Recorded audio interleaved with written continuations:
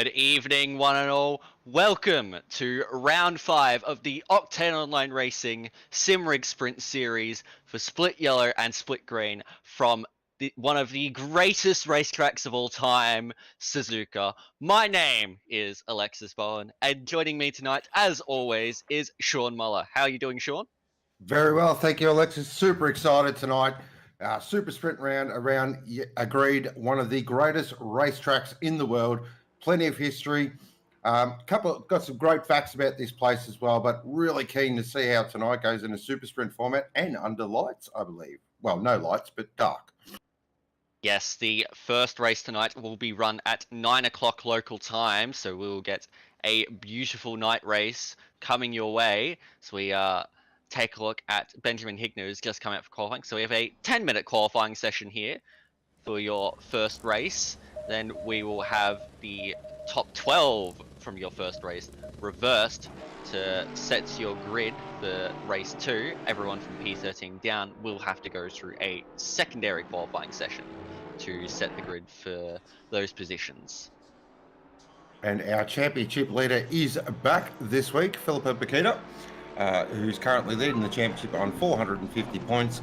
Regan Herbert there in second, Sasha Death in third, Benjamin Hignett in fourth, Mitch Hobbs there in fifth. Leading the Pro-Am Championship is Simon Scanlon from Jesse McLean and Chris Taylor. And leading our AM charge is Jared Richardson from Mad Mike Crick, and George Sanakis is there in third, but super keen for this race. Absolutely pumped.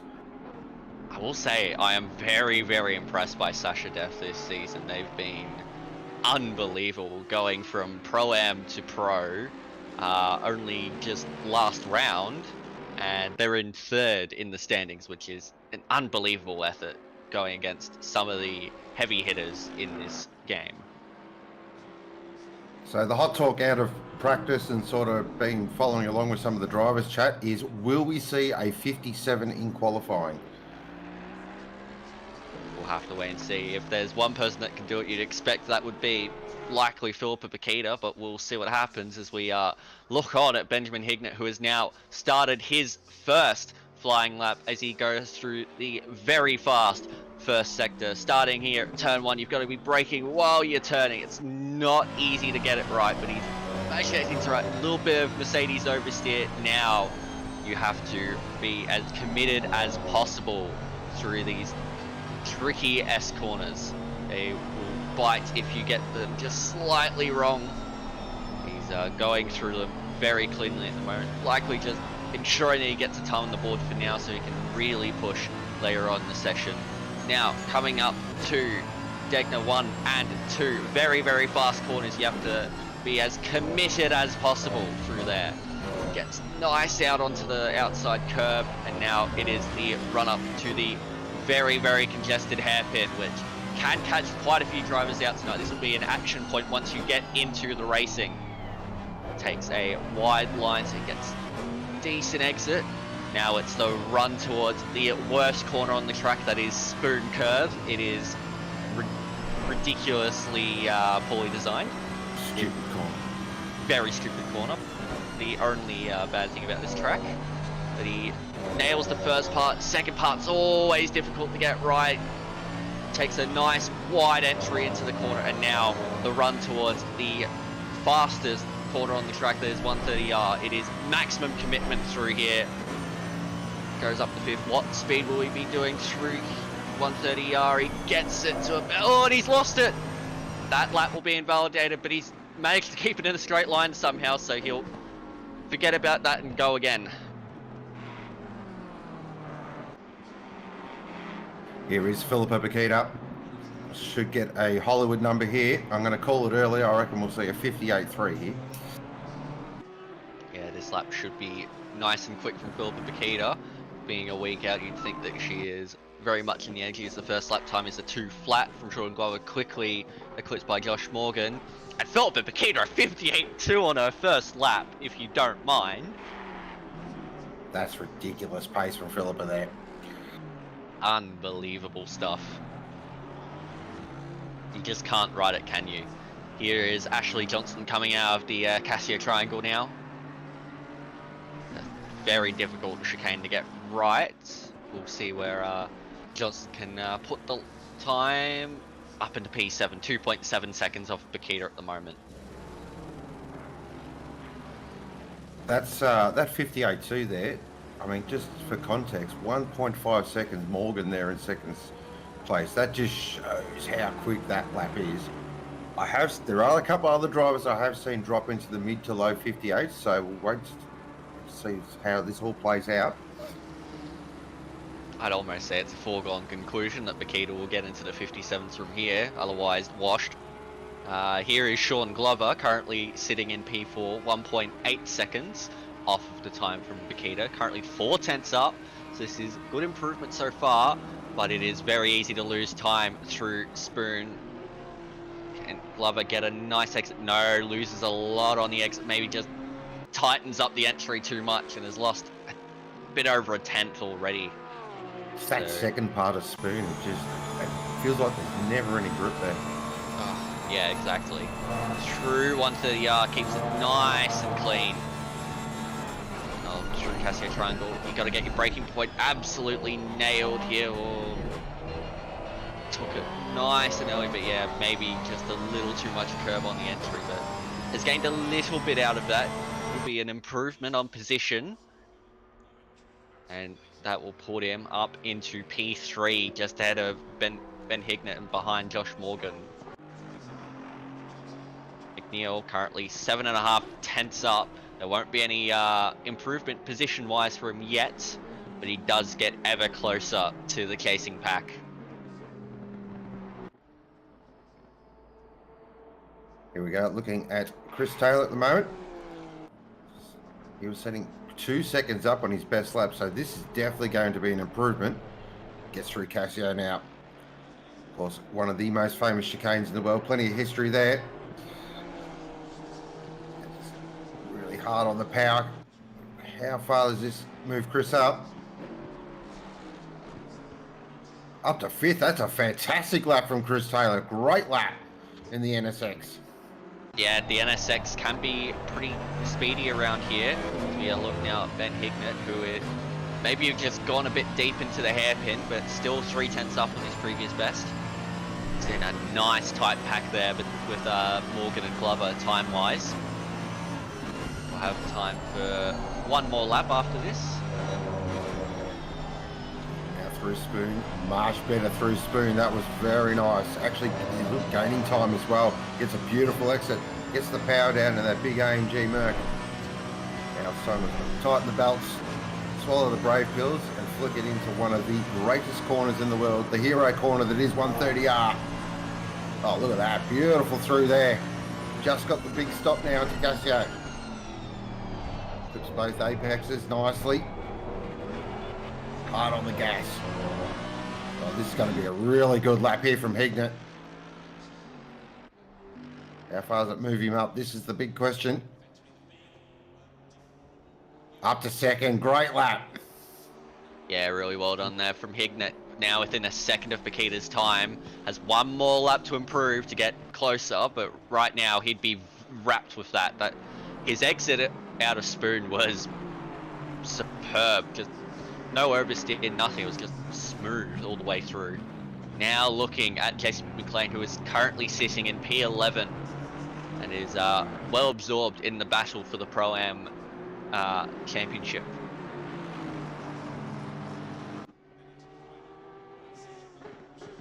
Will this do for McLean? He stays in P11, but still has another lap to improve. Bakita is just ahead, so has a pretty good reference. Talbot currently sitting in P8, going through the first sector. Does need to find a bit more if he wants to move up positions, but again, he's in that really tight pack. Now through the Hignett. I'll probably mispronounce him 3 or 4 times tonight, so we'll get it out of the way early. Went very wide there, but kept it within the boundaries of the track. Now this hairpin. Always so easy to outbrake yourself here. Yeah, it's a very deceptive cornering. Depending on your speed, you sort of have to brake almost while turning. yeah, not the most fun hairpin in the world, but it does provide a good challenge for the drivers.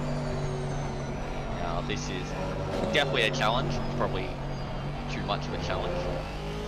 Not great, and yeah, he's lost a bit of time mid-corner, but has gained a bit of it back on exit.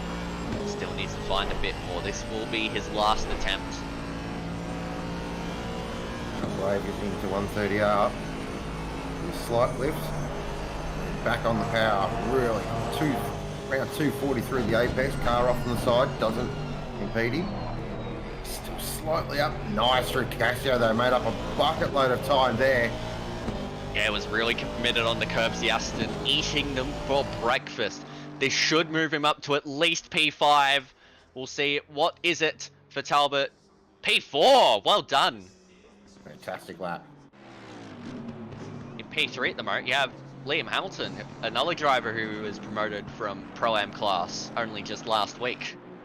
He's about 2 tenths up, so this will further his gap to Talbot behind and cement his P3 position, but Bakita has not been able to do a 57. A 58.2 was the best lap that came from the session. Washed. Yeah, absolutely washed. Here's Connor Hind, who needs to find a bit of improvement if he wants to get closer to the other Mercedes in P2, P3, and he's lost it at 130R, too committed, probably just hitting that inside curb. So unfortunate for Connor Hind, but he'll still be starting in P9 for this race. And that should just about do it all. We have Kranich still out there on track, should find a bit of improvement. So yeah, take a look at the point standing at the moment. So it's Bakita from Herbert, Death, Hignett, and Hobbs. Death, Hignett, and Hobbs are all very, very tight together there. So it is Philippa Bakita does take pole from Hignett, Hamilton, Talbot, Morgan, Glover, Taylor, McNeil, Hind, and Death are your 10. And we have switched over. It is, as you can see, quite dark. Yes, very dark. This is 9 PM, so a nice night race to start your night off. 20-minute race, followed by a 40-minute race at 2 o'clock local time. And there is the beautiful Suzuka Ferris wheel. It is stunning at this time of night. It's just a stunning circuit, really, all around. It's a Full real... stop. One of the very few figure-8 circuits in the world. Was actually designed by a Dutchman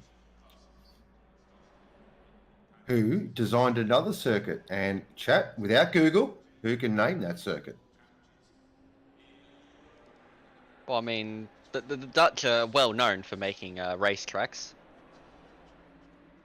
And the circuit is in ACC. There's an extra clue for you. Have a look through these really nice... no, not that one.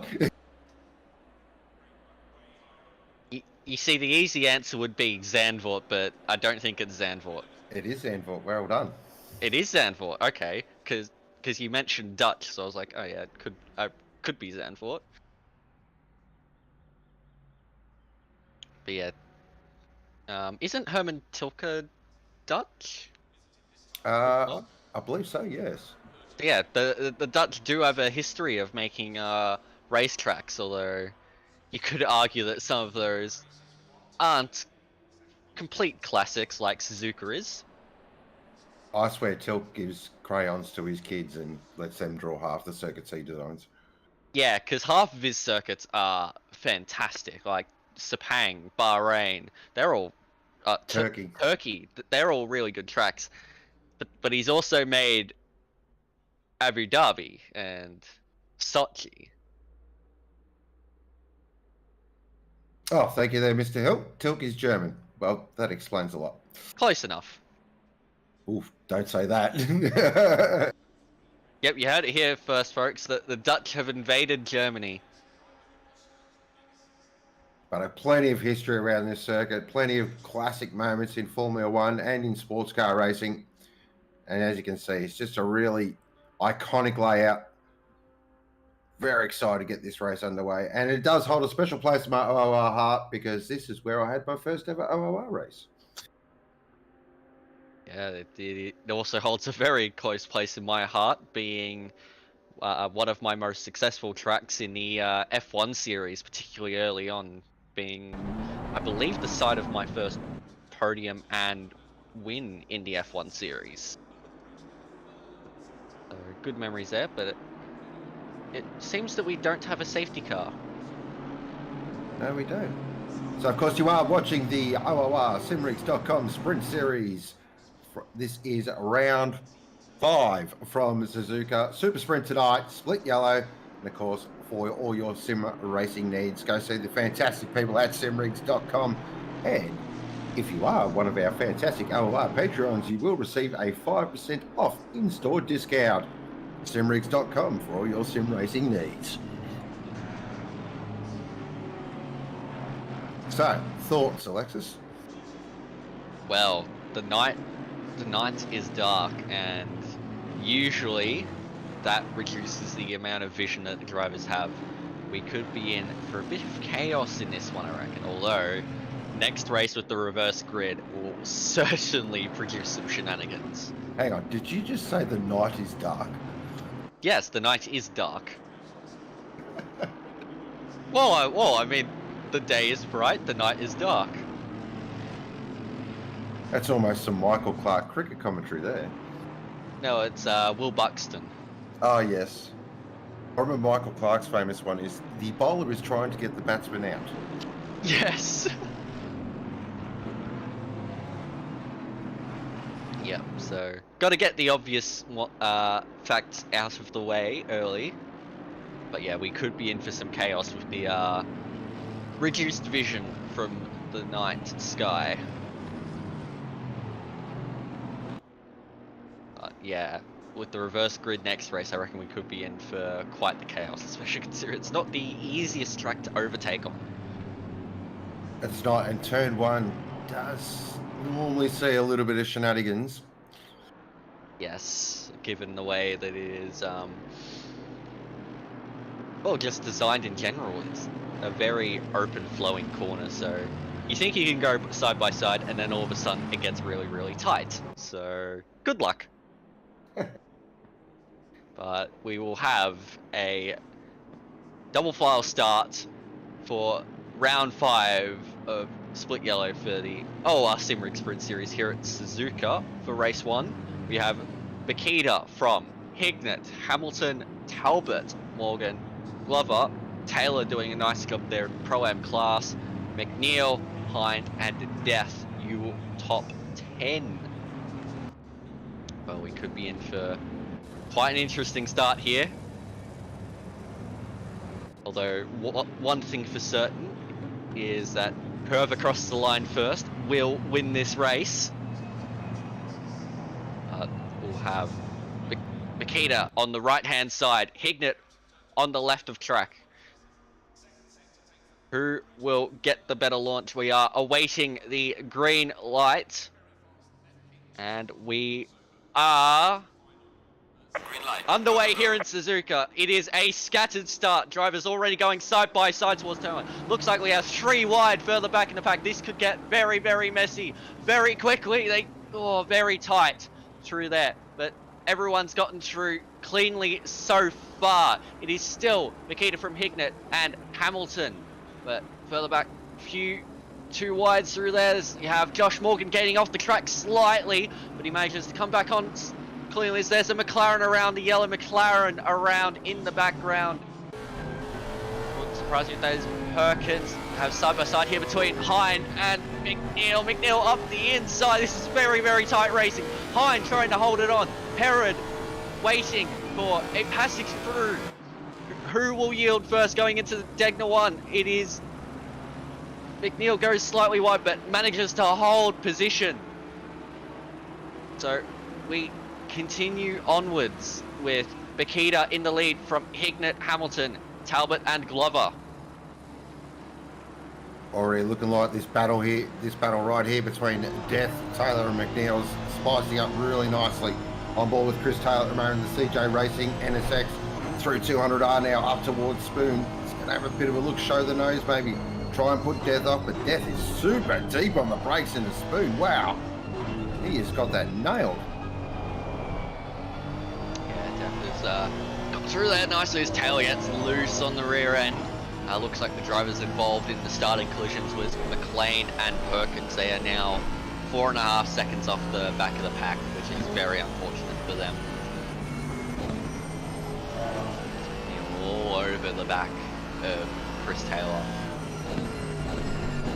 Of course, being only a 20-minute race, if you drop to the back of the pack, it's very hard to make time up without any pit stops to help you out. So they've got a long night ahead of them. Certainly, there's still another full 40-minute race on the way, but Makita already 1.1 seconds ahead of Hignett. Feeling that battle though between Hignett and Hamilton's going to pretty much go the whole race, I feel. Very close. Certainly. You'd hope that wouldn't boil over. Those two are very, very close friends.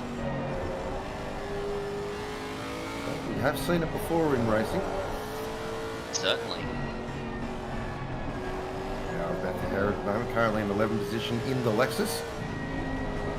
Chasing Connor Hine. A bit of oversteer there through Dunlop. Another corner, really easy to lose the back end. Yeah, it's always been one that I've struggled with personally. Dunlop corner. Oh, gets a lot of the curb at Degner 1. But keeps it on the track. Gets very loose again down the exit at Degner 2. Matthew Herod is really pushing that Lexus around where it doesn't want to be. Meanwhile, we have Nagel and Hobbs. Hobbs trying to get a move done at the hairpin. Can't get it done around the outside, but has superior pace to Nagel.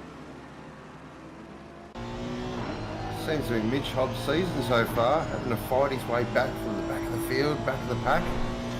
Yeah, he started all the way back in 23rd. I don't think he set a time in qualifying. Now, I'm not too sure. He might have had a... Did he have a quali ban or he just didn't set a time? Not too sure on that, but we'll get back to that later as we see now Hobbs right on the back of Nagel still. Want to get a move done as soon as possible, get his way up into that 12th position. So, okay, so we do have details in now. As Nagel gets very, very loose, this opens the door for Hobbs, but Hobbs just did not set a time. He had no quali ban, so very well just could have been some invalid laps.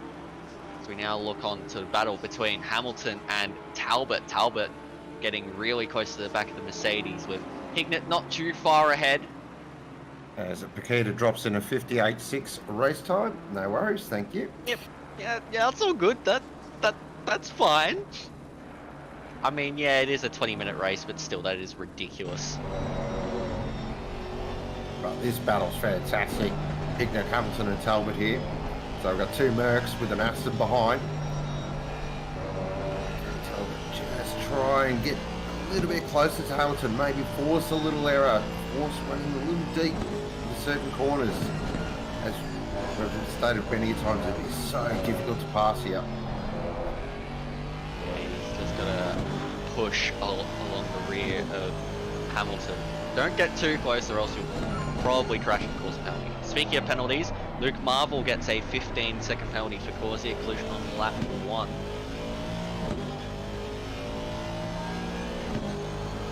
Hamilton's got really, really close to the back of Hignett now.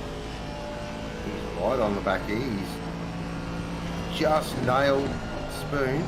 Oh, he runs way too deep into Spoon. Just holds onto it though. He ran a little bit wider. That's real danger because that AstroTurf is like ice out there. Very much so.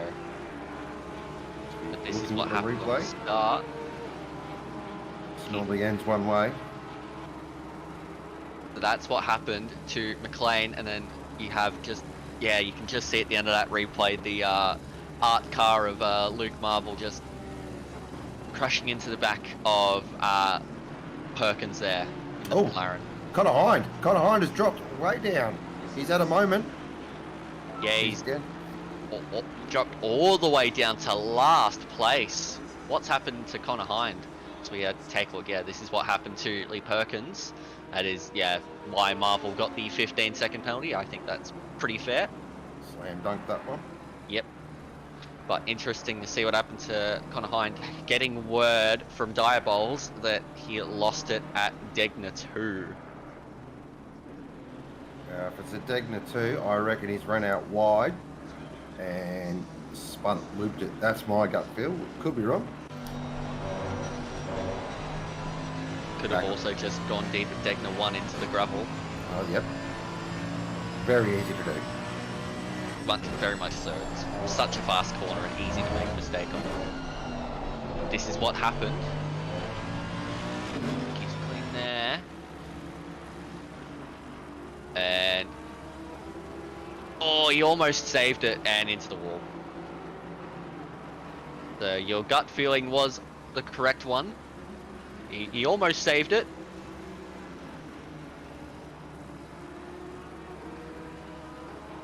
Now we're looking on at Chris Taylor hunting death down.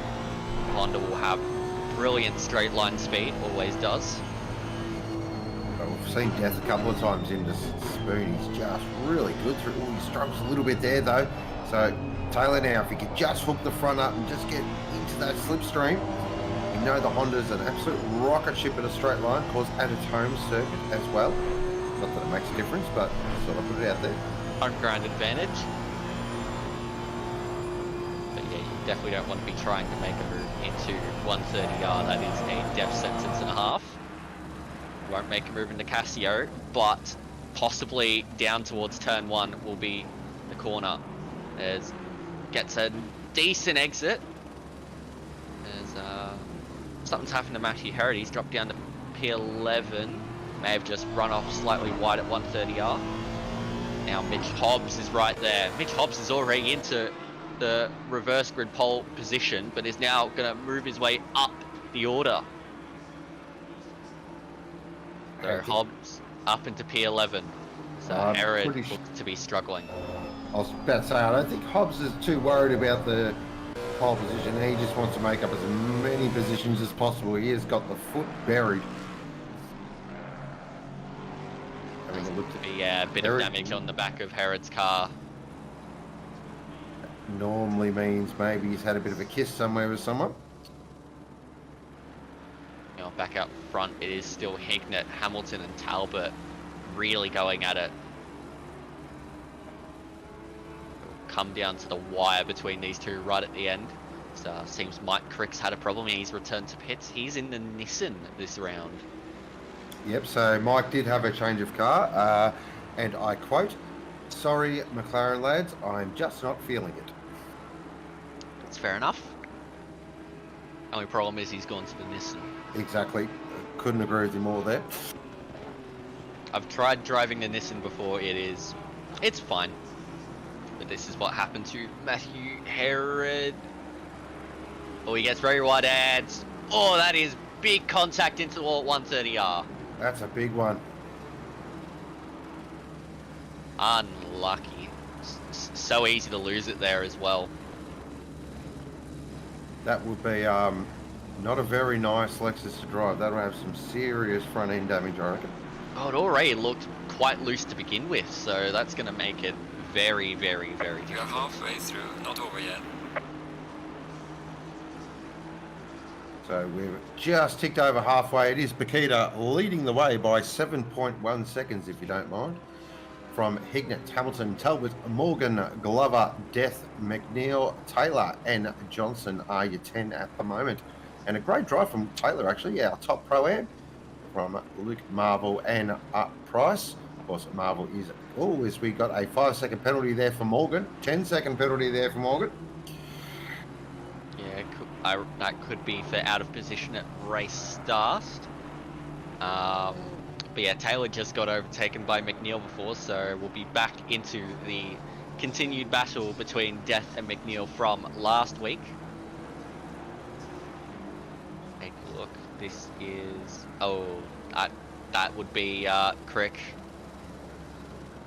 Is that a helping hand or all on his own? No, that's all by himself. Yep, looked like it. Just on the exit of the hairpin. Oh, Hobbs taking a lot of the curb at Degner 1.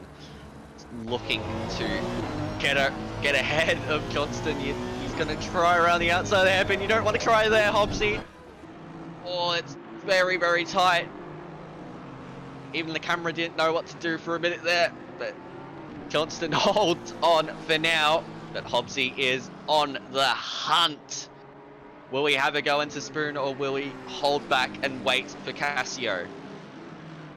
You'd think he'd have to wait till Cassio, unless Johnston makes a big mistake between now and 130R. I don't know, the mood that Hobbs is in at the moment, he's not hanging around. If he sees half a gap, he's going for it. Yeah, I do like watching him drive like this though when he's in full attack mode. It's great to watch. Yeah, for him it is do or die right now. Of course, no Regan Herbert tonight, so everyone will catch up on some points to Regan Herbert. So it is crucial that Hobbsy is able to score more points than Death and Hignett. Yeah, take a look. This is, I believe, Jesse McLean. Oh, a little bit of contact up ahead. Yeah. That's an Audi and the Aston of Luke Marvel. As Hobbs tries around the outside turn 1. You're not going to get anything done there. Can he get anything done? Turn 2 up the inside. He spots a gap and makes it work. So spooked Johnson at turn 1. Got the move done at turn 2. Well executed. Now he's off after Taylor. How many more positions can Hobbs make up? This has been a storming drive from the complete back of the grid. I reckon from here, look at this move. That is expertly done by Hobbs. But I reckon he could make up another 3 positions, get ahead of Taylor and McNeil, and then get the position on Morgan post-race with the penalty.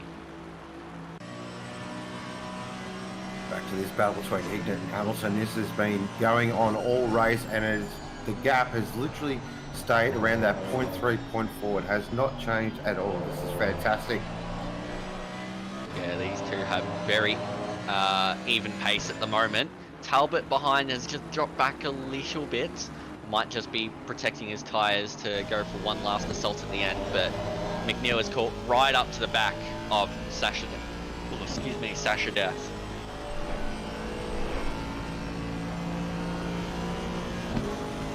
McNeil do. He's got Taylor behind him as well, so Taylor's maybe dropping off just a little bit. I think Taylor will be very happy with his position at the moment. Currently 9th position, top of Pro-Am. But look at McNeil through Cassio. Makes up a lot of time. It loses a lot there on the exit. Very easy to do. You carry just that little bit too much speed there. If you can't get the power down, it'll burn you all the way down this front straight. Well, they do have to keep in mind that very soon, and a very angry Mitch Hobbs will be getting onto the back of them. Oh, it's Price. I thought Price was off track there. It looked a bit weird, but there is Price and Herod. So Price Herod has actually gotten ahead of Herod somewhere along that final sector. That puts Price in pole position, I believe, for the next race at the moment. Yes, it does. Price at this stage will be in reverse grid pole. So we look ahead. That is the Audi of Bishop fighting with Dilio. I think Bishop was the one involved in a bit of contact earlier. We're currently on board with Connor Hind, who had a bit of a problem earlier at Degna 2. That Merc would not be very nice to drive at all. It looks pretty sluggish at the moment, just doesn't look like it wants to turn at all. The Bishop's got a run here. He won't try for a move into Degna 1, rightfully so, but it's brought Connor Hind closer to the action.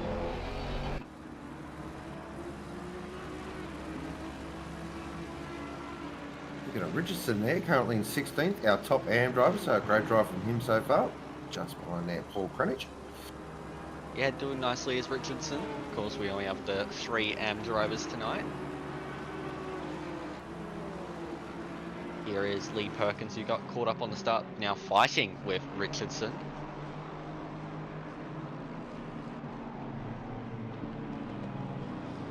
Richardson himself is actually closing in a touch on Paul Cranich ahead.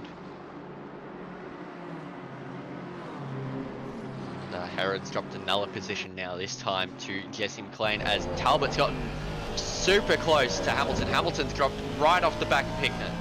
Hamilton's clearly made a mistake somewhere. giving Talbot a bit of a stiff here now. Just the way, look at the attitude of the car. Hamilton is struggling in that Merc. Yeah, he's pushed the tyres to their limits, made a mistake, and now it's just a matter of surviving to the end. He'll want that podium more than anything, and so too will Jeremy Talbot. Talbot too is looking like he's really pushing the limits of the car right now.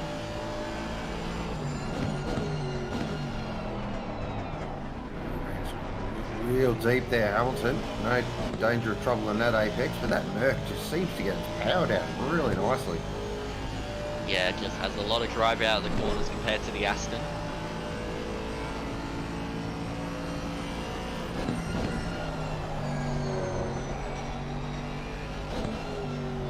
Ourselves a replay this. Oh That's no, Hobbs. it is Hobbs. Oh dear. Oh, Hobbsy. That is so unfortunate. He's still in a good position for the next race, but he won't want to make another mistake like that. Of course, he has gotten good results here before in the OOR Sprint Series. But yeah, this season this just battle. well, yeah, Josh Morgan really fighting now, but does have that 10-second penalty. Really lost a lot on the exit. That will allow Sasha Death and Nelson McNeil to get ever closer. Audi doing Audi things. Yep. But yeah, this season has not been very pleasant for Mitch Hobbs. He'll be looking to fight back in the upcoming finals.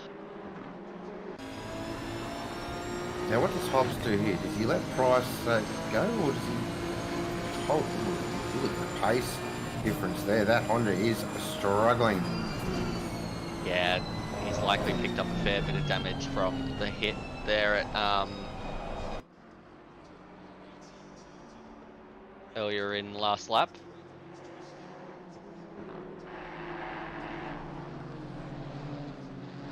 Price could definitely smell blood in the water here.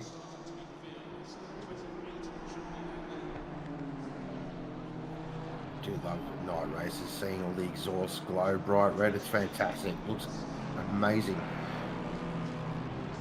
Here's Kranich and Herod going at it. I haven't noticed this until now, but is that new livery on Kranich's BMW there? It is. Oh, Herod's gone run wide.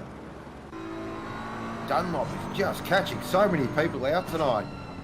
It is so easy to get caught out there though. That Lexus looks like a very wounded animal. Herod is trying to drag it around this circuit. Oh, Richardson up the inside of the hairpin. It's going to be tight through there if he gets this done. Oh, very tight on the exit. But Herod holds on for now, but this battle will go right to the end. As Nikita will do another lap. Oh yeah, Herod's really struggling now. Yeah, that Lexus is not in a very good state right now. But look at this battle. That is Talbot. What? It is Talbot. What's happened to Talbot? What has happened to Jeremy Talbot?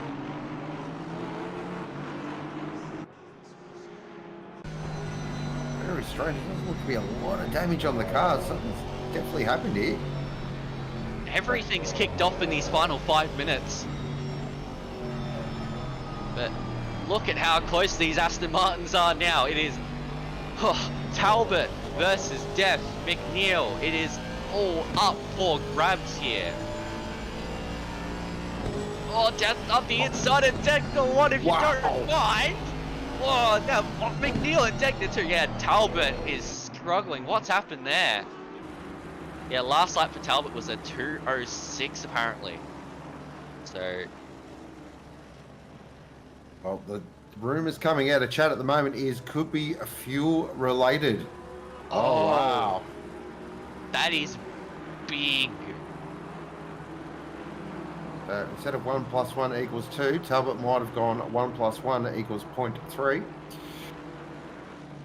Oh, look at those flames coming out the side. How good was that? But here it is. It is Philippa Bakita with an absolute dominating performance.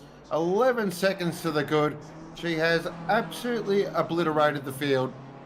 Not surprising, but a fantastic drive. And Philippa Bakita will take the win in race 1. Well done, Bakita. That is a great drive. Hignett and Hamilton come out the Casio Triangle now, and they will round out your podium. So BMW, Mercedes, Mercedes. These two will be very, very pleased with their performance. Glover will come home with a brilliant P4.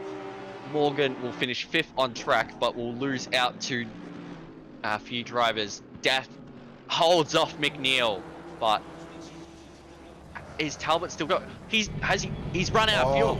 He's out of fuel. He is coasting to the line. Where will Talbot finish? It is going to be very, very tight. Oh, this is painful to watch. I think he's still going to finish P10. And no, he's 11th. He's just finished 11th. Ah, very good race control. I see that. Yes, 4,000 IQ play. I like it. Yeah, massive play there. But look, side by side to the line between Bishop and Hind, and Bishop holds on. But yeah, Derek Naggles just lost it on. Oh, he's really lost it. Some would say he's actually lost. Yeah. Bit of Nicholas Latifi action. Oh, hang on, no. Yep, there we. He's turned the sat nav back on. But that is it for race 1, and it ended in dramatic circumstances. But your results are Philippa Bakita with a dominating drive, 13.1 seconds over Hignett, then Hamilton, Glover, and Death, your top 5, followed by McNeil, Taylor, Morgan, Johnston, Hobbs, Talbot, and Price will be your reverse grid pole sitter for race 2. Everyone from Jesse McLean down will have another crack at qualifying to decide the order for P13 down. Now we are back in bright Suzuka sunshine. Only 6 minutes this qualifying session, so you really got to get out, nail 2 laps, and make sure you do not invalidate, because if you do, it is back of the grid. Yep, and good reminder from Matt Powell in chat. Nobody has ever lost a race from having 10 litres too much fuel. Just remember that when you decide to set your strategies. I know the feeling of having no fuel at the end of a race. It is not fun. In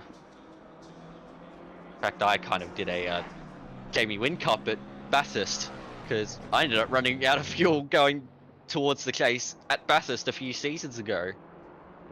Definitely not fun. To answer that question in chat, Crazy Good Kung Fu. Yeah, around 3 litres. In the McLaren, for example, I'm getting around 3.17.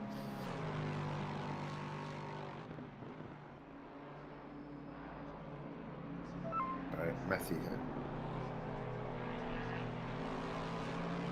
I can keep my hands down. Race control. I have never run out of fuel in a league race, ever. I've run out of fuel, but I think I've just managed to get to the end.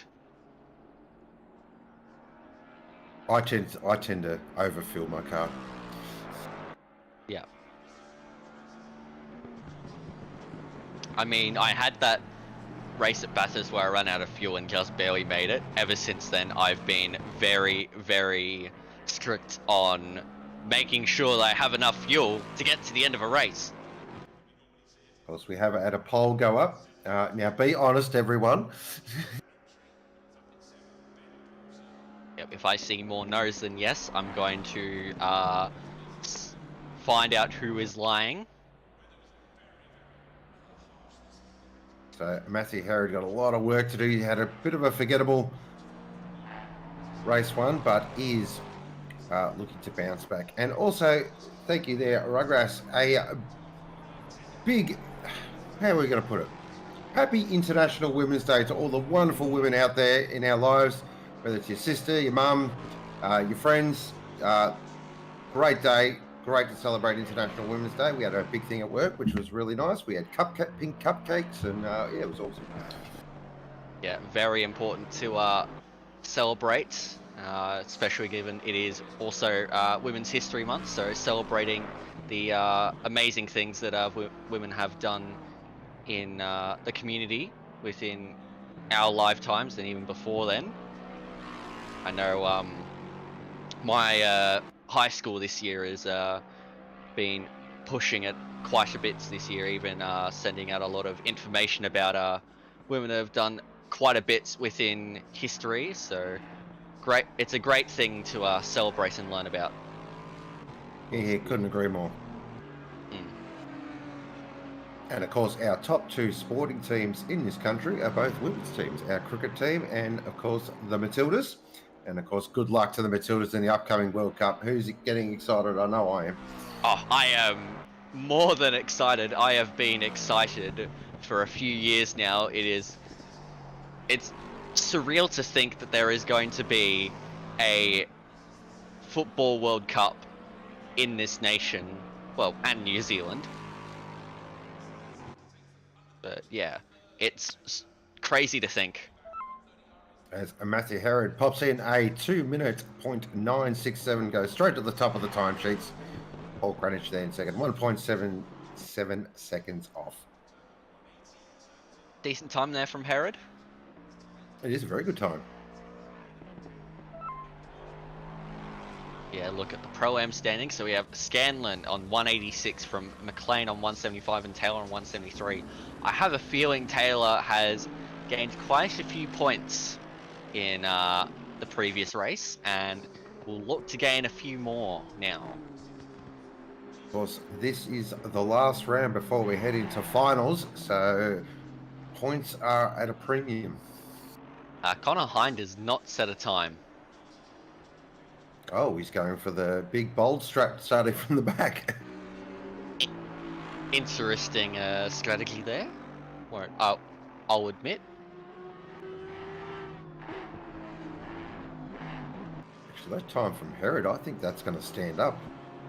Yeah, a 2.9, that is a very reasonable time. Robert Delio. Hopefully he can set himself a time as this will be it, as the timer is about to cross across to zero. Yeah, seems McLean has not set a time either, so there's a few out there that have chosen not to set a time or have just not been able to set a time. It's Delio now. I'm a big fan of that Aston. I do like that. Oh, yeah, it's a wonderful livery. I think pretty much all of the liveries in this split have been fantastic.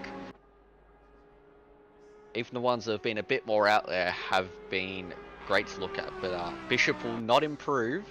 He has invalidated his time, but is still going on with the lap just to see what it would have been. It's all about testing and just knowing where your pace is. Would have gotten him closer, but not close enough to eclipse Herod. See what Dilio can do as Dilio gets to the line further back. It will be a 2:02, so that puts him into P4 in this session. This is Derek Nagel. In a very simple livery. I do like it though. Sometimes the simplest liveries can be the best to look at. Oh no, sorry Diabolos, I am stoked there are no anime liveries in this split. Haha, Peach. I am sad. I'm missing my anime liveries. Yes, Perkins down. What's he got? He's way down on his time, so he won't improve either. He hasn't set a time yet. Oh, well, yeah. So quite a few of these drivers are going for the cotton strategy, the very bold strategy. So the current interval up the top is not really indicative.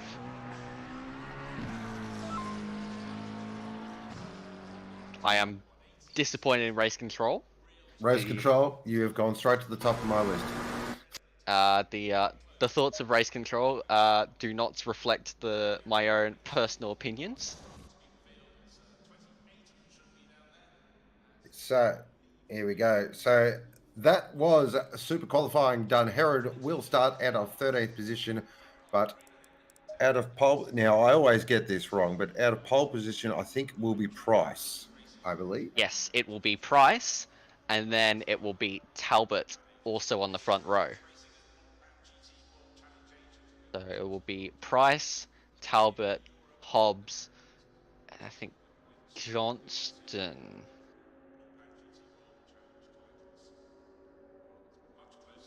It's actually a lovely view, that. Thank you, Race Control. You just give me some photo ideas.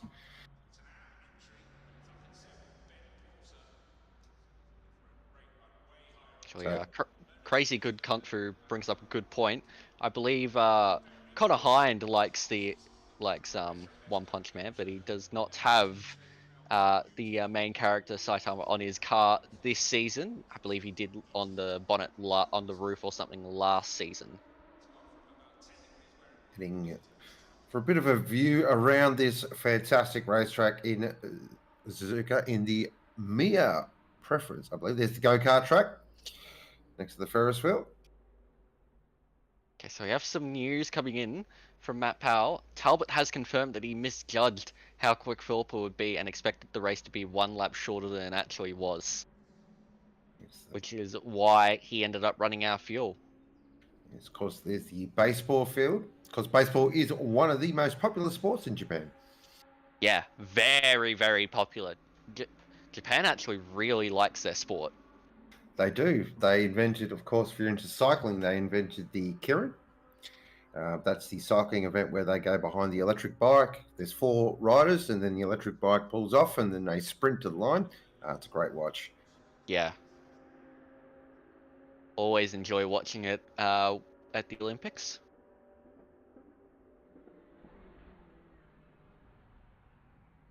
But yeah, if you're looking in at Asia, Japan is probably one of your main hubs for sports. Of course, the J-League Football League is probably the biggest in Asia. Yeah, I'd agree with that for sure. Of course, our own Ange Postecoglou did a coaching stint over there. Yes, and so too has Kevin Muscat. Both have found great success with Yokohama F. Marinos. Of course, here we are at this track. Plenty of moments in history. Of course, the great Senna Prost battles spring to mind straight away here. Of course, down into turn 1 in 1991 when Senna decided that his brake pedal didn't work. That happened here. And, of course, the famous Casio triangle situation where he... I'm not sure how the reverse grid's actually going to work here, because aren't they just using the in-game system? Oh, so I think race control will call out the numbers and... Yes, but if they're using the in-game system, that puts them at like an automatic thing. There's no safety car, so they use. I think they're using the widget. Oh no, they are going through. Cool. So they still managed to get that working. I was wondering how that would work.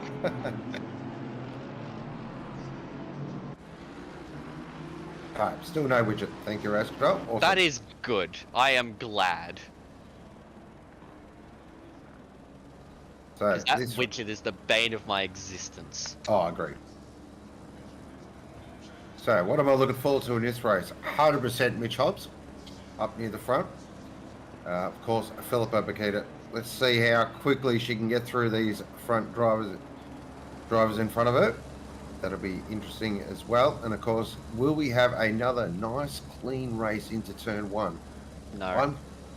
Wow, you didn't even hesitate there. I think there's going to be a bit of chaos. I said that last race and they kept it pretty clean.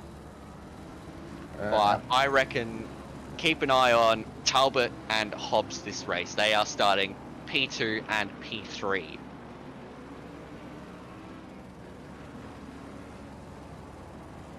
Of course, another poll's just gone up, so be sure to vote away. And our other poll finished with, have you ever run out of fuel during a league race before? 58% said no. Who's lying? Yeah, there we go. Who's lying? I need to know. I don't think you've properly experienced sim racing until you've actually run out of fuel in a race. No, I've never run out of fuel. I have forgot to change tyres quite a few times though. Running out of fuel is one of the most stressful things that can happen in sim racing.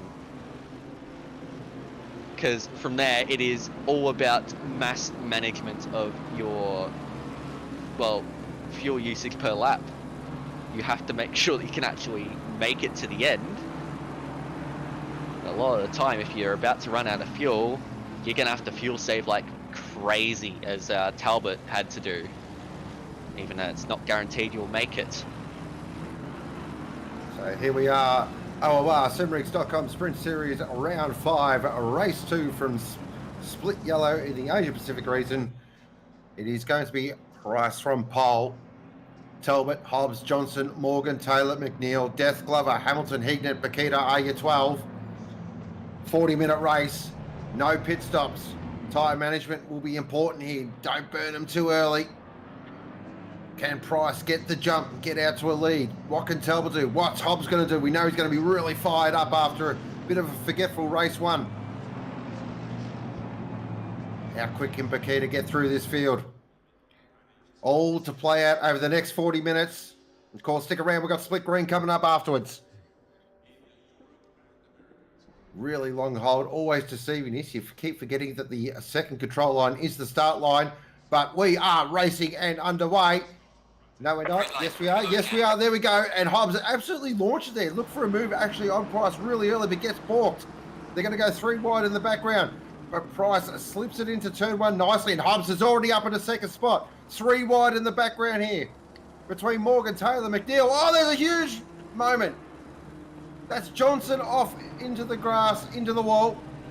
And it looks like Taylor's off there as well at the first part of the S's. But it looks like no safety car's been called, so we are still going to green flag conditions.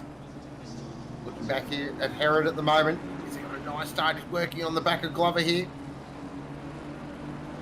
Oh, this is really spicy through here. You just got to get yourself into a nice single file and just get into a rhythm really early. You don't want to make any rash moves. But Glover now, he's dropped down the order there with Hignett. Of course, the timing thing doing weird things, but Bakita has moved up. It's like 2 positions there, which is actually more than 1 or 2 positions. As Hobbs there makes the move on Price, and he's going to go into the lead. They're going to go side by side now through the hairpin and through 200R. Hobbs not in the right position, and he'll just slip back behind Price. He's going to go for a big deep dive at Spoon. This is brave stuff. Thinks better of it. Tucks the nose in through Spoon now. Price just got to get the power down. He does not want that Honda to get in the toe. Look at the drive that Hobbs gets though. Well, he's now up towards 130R. I have not seen this move done very often. He's on the outside at 130R, not the spot you want to be. Backs out of it. Smart decision. Up towards Casio now. Price has done a fantastic job to hold off Hobbs for this long though. And he's actually going to lead lap 1. He runs it really deep at the Casio triangle. The switchback's on, but Morgan nearly gets into the back of Hobbs there. So nearly a concertina effect, but all drivers work it out. But it is Price that's going to lead the way on lap 1. Wow, an eventful lap 1. A little bit of chaos, but I think mostly kept clean. Hobbs up the inside at turn 1 of Price. Goes very deep and gets the move done. So Hobbs up into the P1, but he's lost the rear end. Can he keep it on? Price back up the inside turn 2, but Hobbs has held on to position. So gets up into P1. And there's a little bit of chaos further back. Morgan holds on ahead of Talbot, McNeil, Hamilton, Bakita. So Hobbs has to run away now. Price is struggling a little bit on the tyres in the Nissan. Morgan is right there.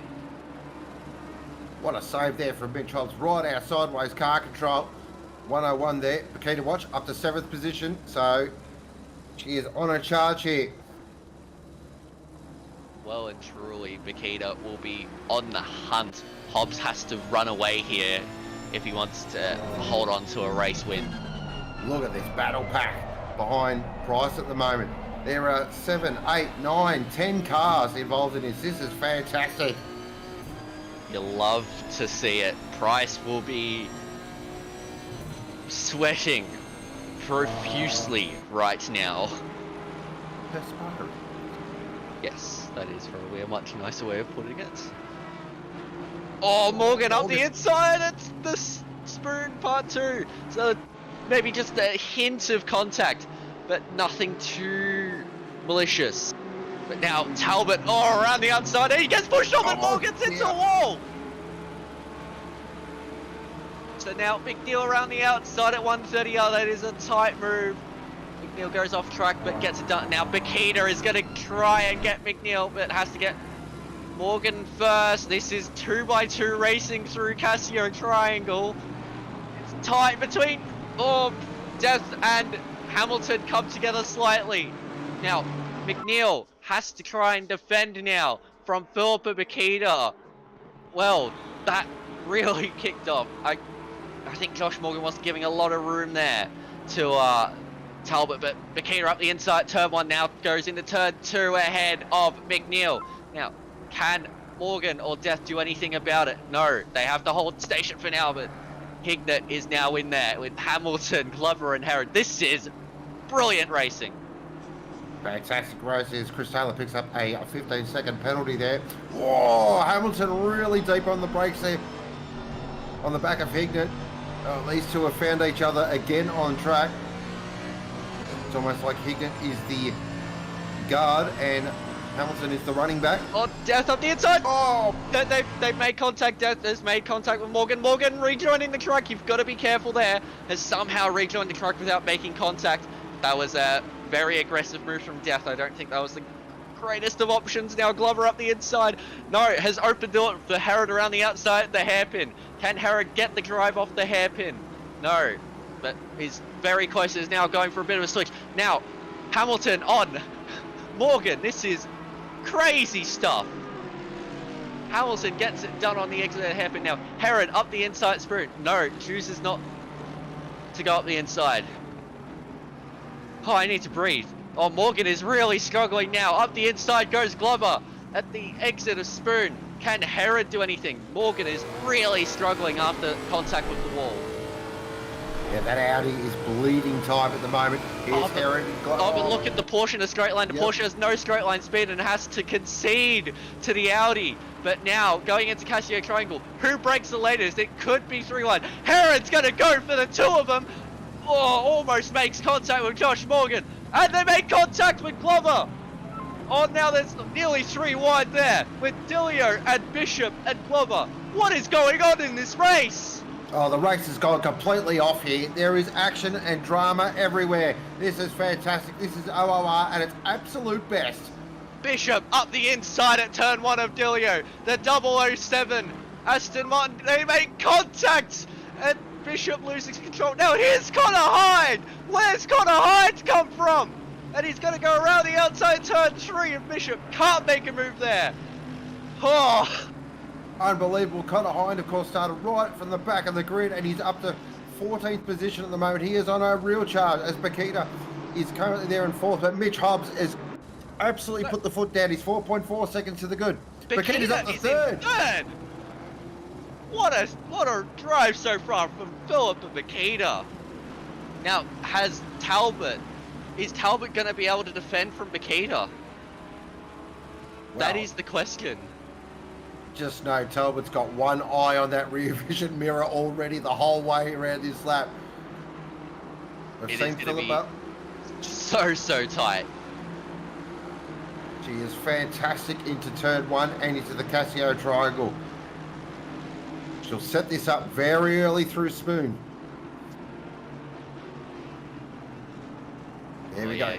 Gets a really nice run at the exit of Spoon. Now having a look up the inside of 130R, if you don't mind. Philip and Makita going side by side with Jeremy Talbot. going to 130R, backs out of it, rightfully so. But now going through into Casio Triangle. Makita gets a nice exit from 130R. Up the inside of Casio Triangle. Is she going to go for a move? She sticks the nose up the inside. They nearly make contact, but good heads up driving there from both. So Makita will have to wait until turn 1. But as you said, she is very, very good into turn 1. Meanwhile, further back, there is good battling going on between Bishop, Pine, and then Herod, Dilio. Oh, this is insane stuff.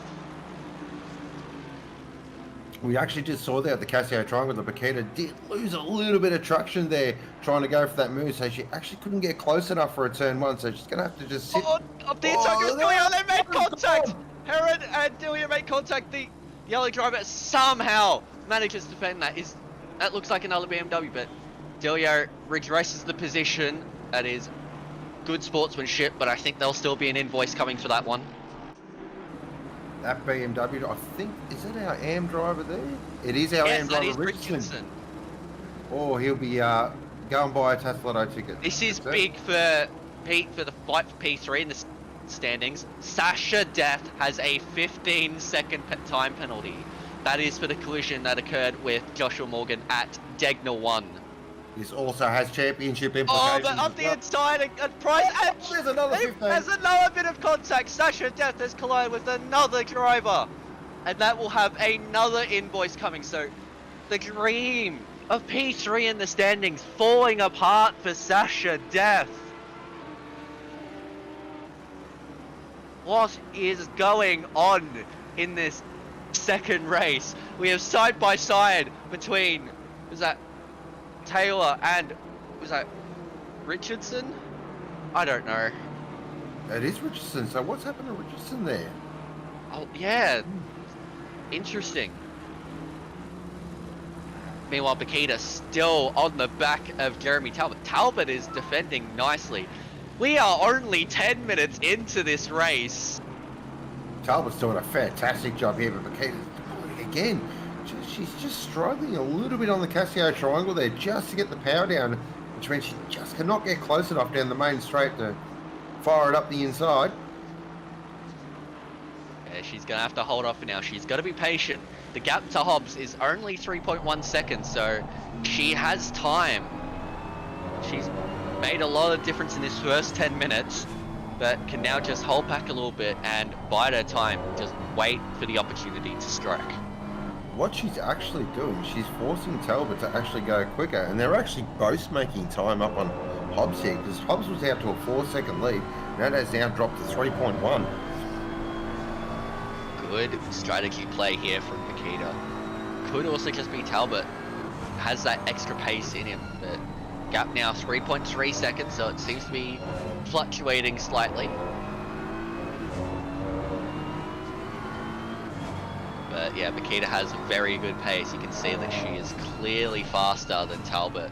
But Talbot is defending nicely. As I said, it is hard to make clean moves around here. And Makita knows that, so she's making sure that she doesn't make any stupid error. I think also the key is just not to overdrive the car in that first 10-15 minutes.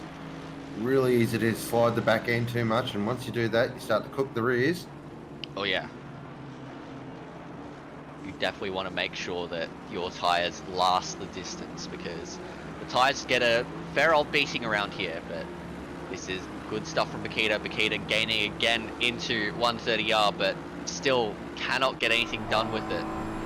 So into Casio Triangle, still too far back to make a move. We'll have to try and maximize the exit, or maybe just cuts a bit of the track there, Makita. Take a track cut. It's alright, you got 3. Yeah, that is true. Has gotten a much nicer run though, as Hobbs sets the fastest lap of the race with a 2 flat. Now Makita, can she fancy a move? No. Talbot is well aware of the tricks that Makita is trying to play here. This is a fantastic drive from Talbot at the moment. Luke Marvel has picked up a 10-second penalty for causing a collision on lap 6. But yeah, look at the pace that Makita's got. She is visibly faster, but just can't get past Talbot. Talbot doing some brilliant defending. Some more penalties coming through. McLean, 15 seconds for causing a collision on lap 4. A lot has happened in this race, and we're only 13 minutes in, mind you. Oh, Talbot's run wide, and that's allowed Bakita to go through. Talbot making a slight mistake at Sector 2. It was coming, you'd expect, and Bakita gets ahead, so can now set after the Honda of Mitch Hobbs. She's got 26 minutes to do it. I expect this should be right on the back of Hobbs in 5 laps. The question is, can she make the move? She struggled to get a move done on the Aston, but the Honda will have very, very good straight line speed, you'd expect, provided Hobbs does not cause an accident for himself. As here we go. Both Taylor and McLean are 10 points off Scanlon for Pro-Am Championship. This is going to the wire. And I also believe Scanlon, I don't see him in the field tonight, so... Yeah, he is not racing. Yep. But Taylor and McLean both have 15-second penalties. So Scanlon might still be able to hold on to the Pro-Am Championship split yellow without even racing in the final round. Massive. Good battle here between Bishop, Hind, Price and Herod. Price, after starting in pole positions, dropped down to 12th. Still the top Pro-Am though. Yeah, he's still driving reasonably well.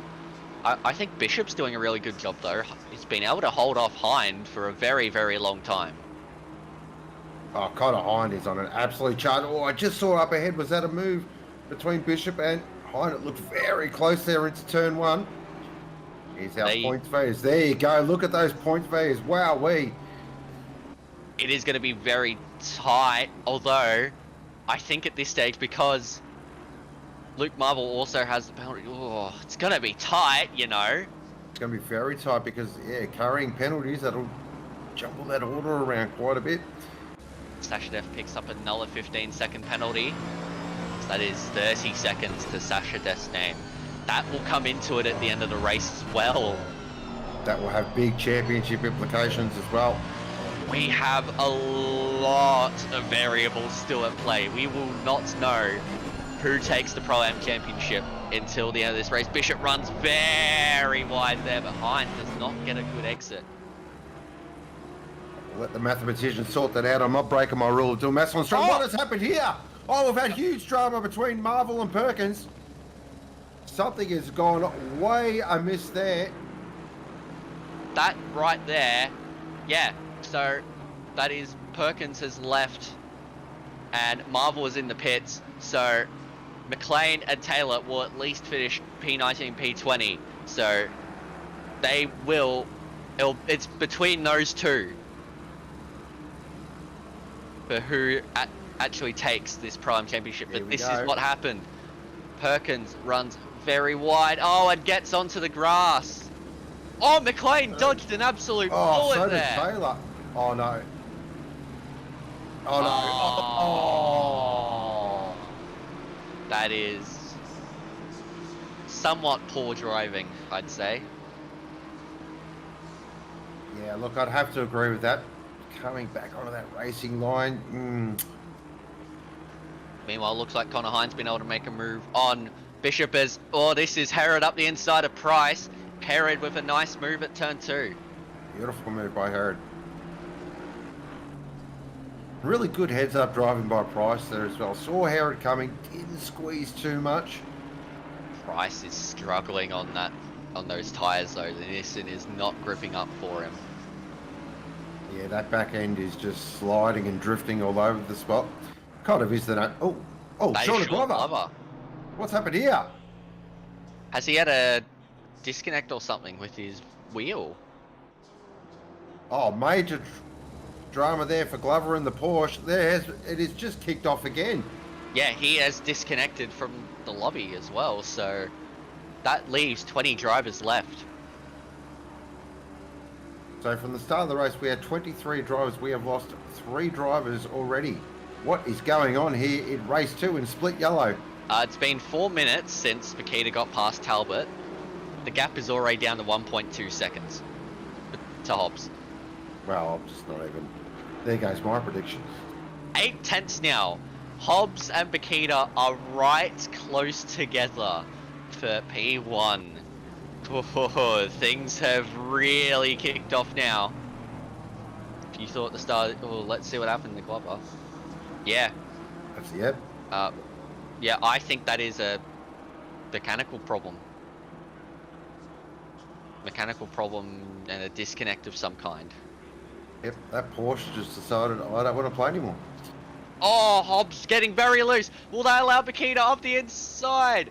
Oh, can't make a move into turn 3 as we're now down to 19 drivers. Marvel has left the lobby.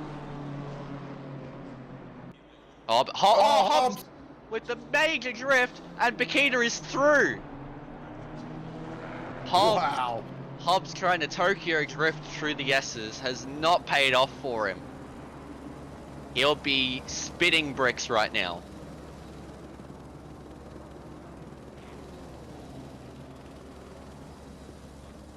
He's just got to settle down here, Hobbs. Take second position, get out of here with a decent amount of points. Yeah, he's still in the hunt for P3 in the standings.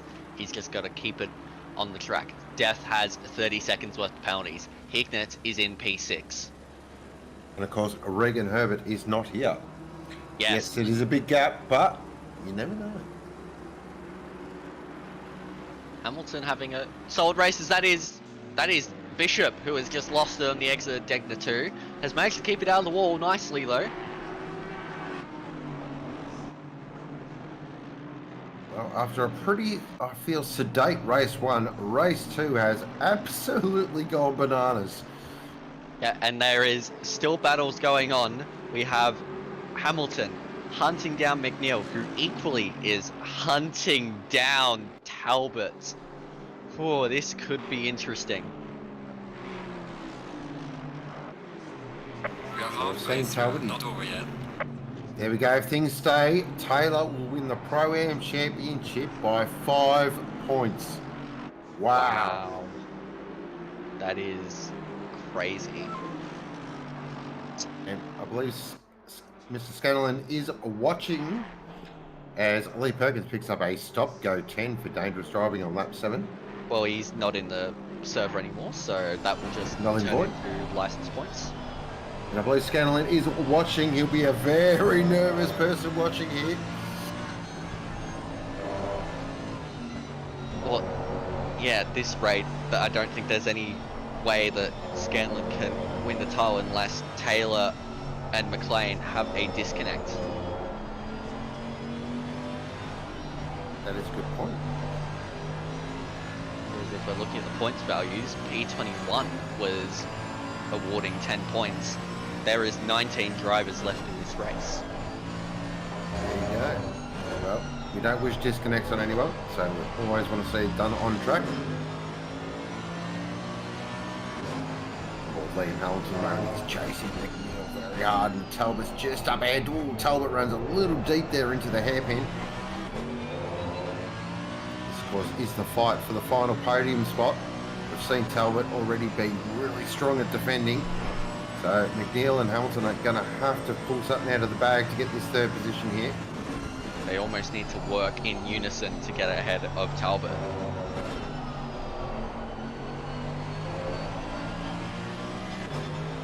You just see Hamilton really fighting that Merc through Spoon.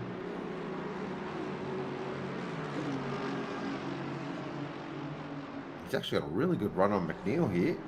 Yeah, might have a go into the... No, still too far back into Casimir. Although, McNeil's made a mare of 130R slightly.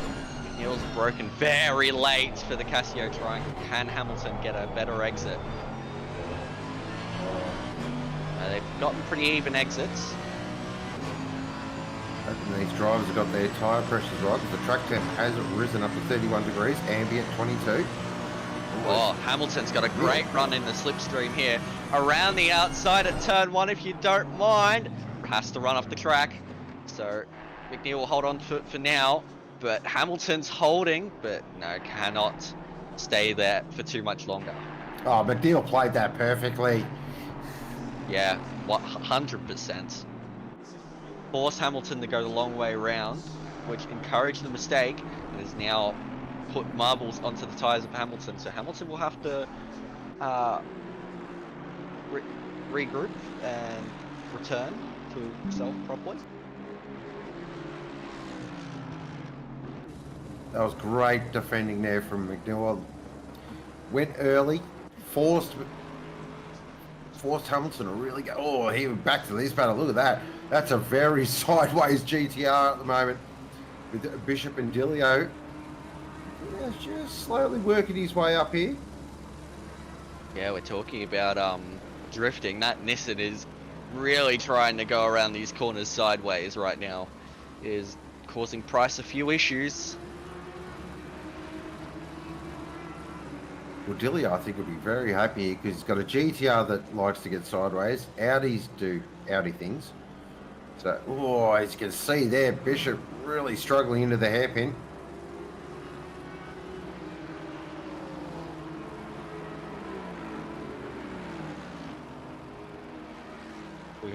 Meanwhile, in the Pro-Am battle, we currently have McLean up in the P15, 6 seconds off of Taylor.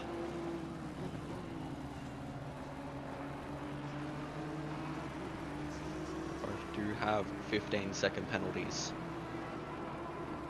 Now, Dilio has a good run here, but so too does Bishop. This is going to be very condensed going into the Casio Triangle. I feel like Bishop really wants to make a move here. He's been showing the nose at quite a few. Oh, as Price goes extremely deep in the. How did he hold on to that? Yeah, that he went very, very deep and still held on to it. Yeah, sure. But okay. Bishop now getting very, very close and wants to go up the inside of turn 1 on Price and lets it happen, but Price runs very deep, and now they're going to go 3 wide into turn 2, are they? Well, not quite, but Dilio's going to get both of them. He's going to have to go around the outside at turn 3. Price somehow holds on. What an exchange that was. 3 wide through turn 1. I thought Dilio was going to get the double up there. I thought equally as so, but Price holding on. How has he done that? It's unbelievable.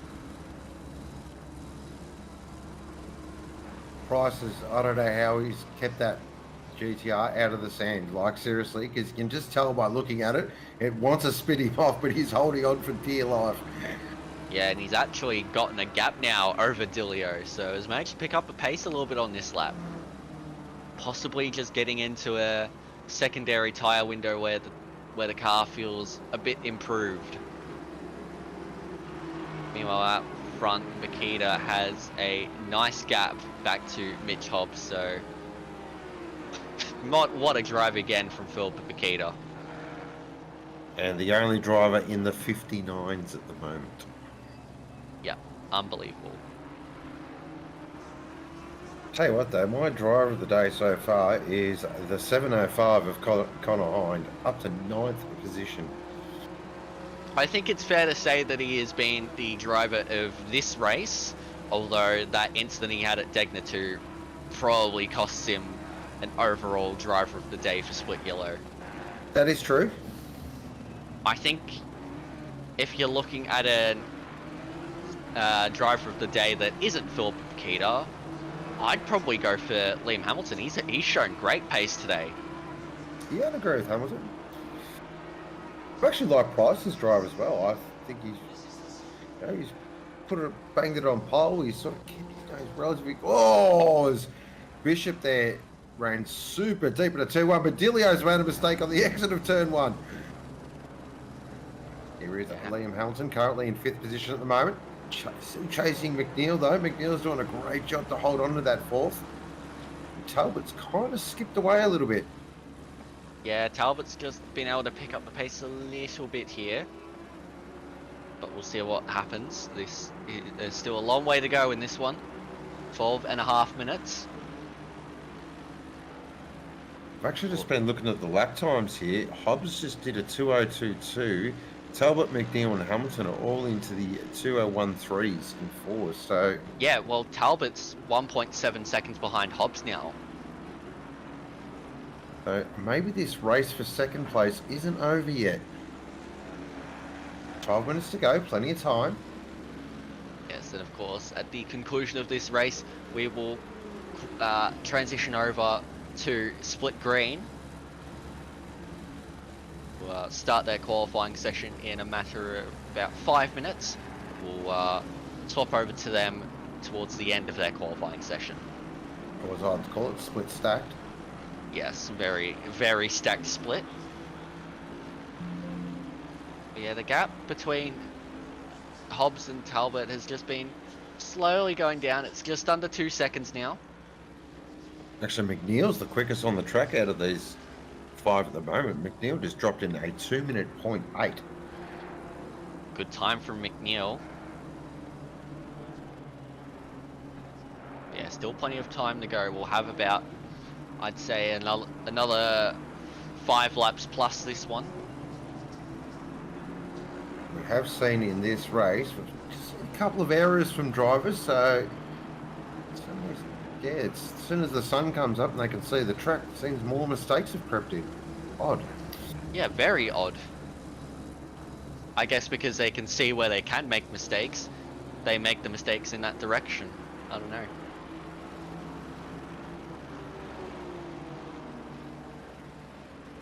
We do have finals coming up as well for our sprint series, and of course next weekend we all head into enduro mode. It is the Permobile 10 hours of Imola.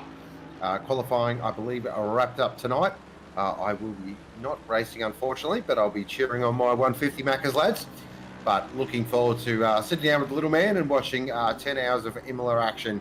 The endurance season, well and truly one of the best things about OR. So good luck to all the teams that have qualified, and if you are not doing anything next Saturday, please come along and have a watch 10 hours of fantastic enduro racing action. Just a correction, the qualification closes Friday night. Oh, it's Friday. I thought it was tonight. There you go. No, it is the 10th of March that it closes. Although there is still quite a few teams yet to set a single time, which is why there's been a few announcements about it. Oh, I just thought I'd scare some of the teams that do laps now. Ah, yes. But McNeil has closed the gap massively on Talbot, 0.6 of a second now.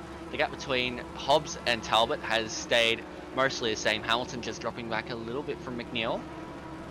But Dilio is back on the rear of Price and is now looking to get a move done on the Nissan driver, who looks to be struggling once again. Just going back to that McNeil-Talbot battle, McNeil has definitely got the foot down now. Popped in another 2-minute 0.6, where Talbot's last lap was a 2-minute 1.5. So McNeil's got the bit between the teeth here. Dilio has a look up the inside.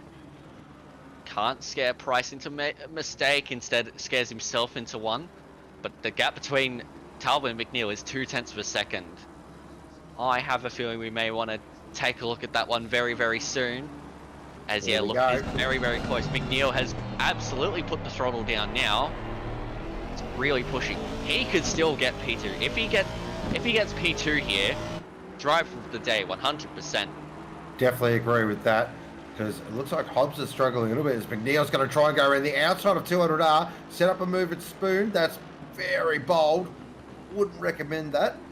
Just shows the mirror bit. Talbot gets very, very wide and does not have a very good exit. McNeil is going to have a run towards 130R, you'd think. Can he get that side draft? Yes, he's going to go up the inside of 130R, is he? No, he's going to back into it and try into Casio Triangle. But you'd think, yeah, Talbot's just starting to struggle a bit now. McNeil needs to get a move done. But of course, we saw earlier, Talbot can make that Aston very, very wide, so McNeil needs to capitalize on any little mistake that Talbot makes. Of course, the big move is definitely, if you're going to get a move done here, you've got to nail Casio Triangle and try and set yourself up for turn one. It's kind of really the only move that I feel is viable here. Yes. Oh, jeez. Just saw the middle part of the corner there. Talbot really struggling at Aston. Well, McNeil's Aston is on rails. He can place that wherever he wants. But these two better be careful. They don't want to get into too much of a squabble because Hamilton is right there to pounce. Yep, no matter what racing series you watch, there is always a Hamilton watching. But McNeil's just able to get such a better run through a lot of these corners. Able to really tighten up and make the corners wider for him, but can't go up the inside deck the one. That is pretty much a certain crash if you do that. Now this is where McNeil's really strong into the hairpin and out of the hairpin. It gets its nose really tight on that apex and then gets a beautiful drive. But Talbot actually got a nice drive out of there as well. So McNeil's just going to have to bide his time here a little bit. McNeil also got onto the AstroTurf on the outside and a little bit of the grass, I reckon. Now through Spoon. Could be a spork. Spork? Oh, yeah. Is a spork more of a fork or a spoon? There's a question for chat. Well, if you're talking in syllables, it's more of a fork. But I believe in use, I believe it's more of a spoon. In use, it's more of a spoon. In the way it's spelled, it's more of a fork. Back to this racing action though, because just through the Casio Triangle, it looks like McNeil got a better run that time. But again, Talbot's just doing enough to hold on here. Yep, again, very similar to what he was doing against Makita before. But McNeil now shows the car in the mirrors of Talbot and is now going to have a go up the inside. Turn 2, that's going to be very tight. McNeil gets up the inside and is now going to have to go around the outside. Turn 3, Talbot gets a better run and holds on to it. But this is very tight now. Now Liam Hamilton is back into the equation. I think P2 is just out of reach for them now, but this is a battle for the final place on the podium. This is a great race. We called it a couple of laps ago. We said if these two start squabbling, Hamilton's going to... Oh, it's Hamilton runs very wide. Dunlop. Oh, that could be his opportunity gone. Dunlop has claimed another victim. He's still there, though. You can see him still in the background, so if these two keep battling, Hamilton can wind his way back into it, but he doesn't want to keep making those little mistakes. I'm sure they'll fire him up, but look at how close McNeil is. 3.5 seconds up to Hobbs now. Yeah, P2 is very much out of the equation.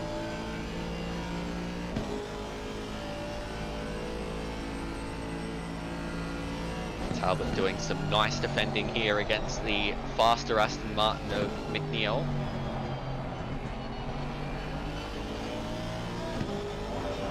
I'll tell you what, Talbot must have nerves of steel. 100%. He is driving with great maturity. His defensive skills are beyond what you'd expect. It is unbelievable. That looks very wide there from Talbot in the 130R. That's given McNeil now a bit of a run in the Casio Triangle.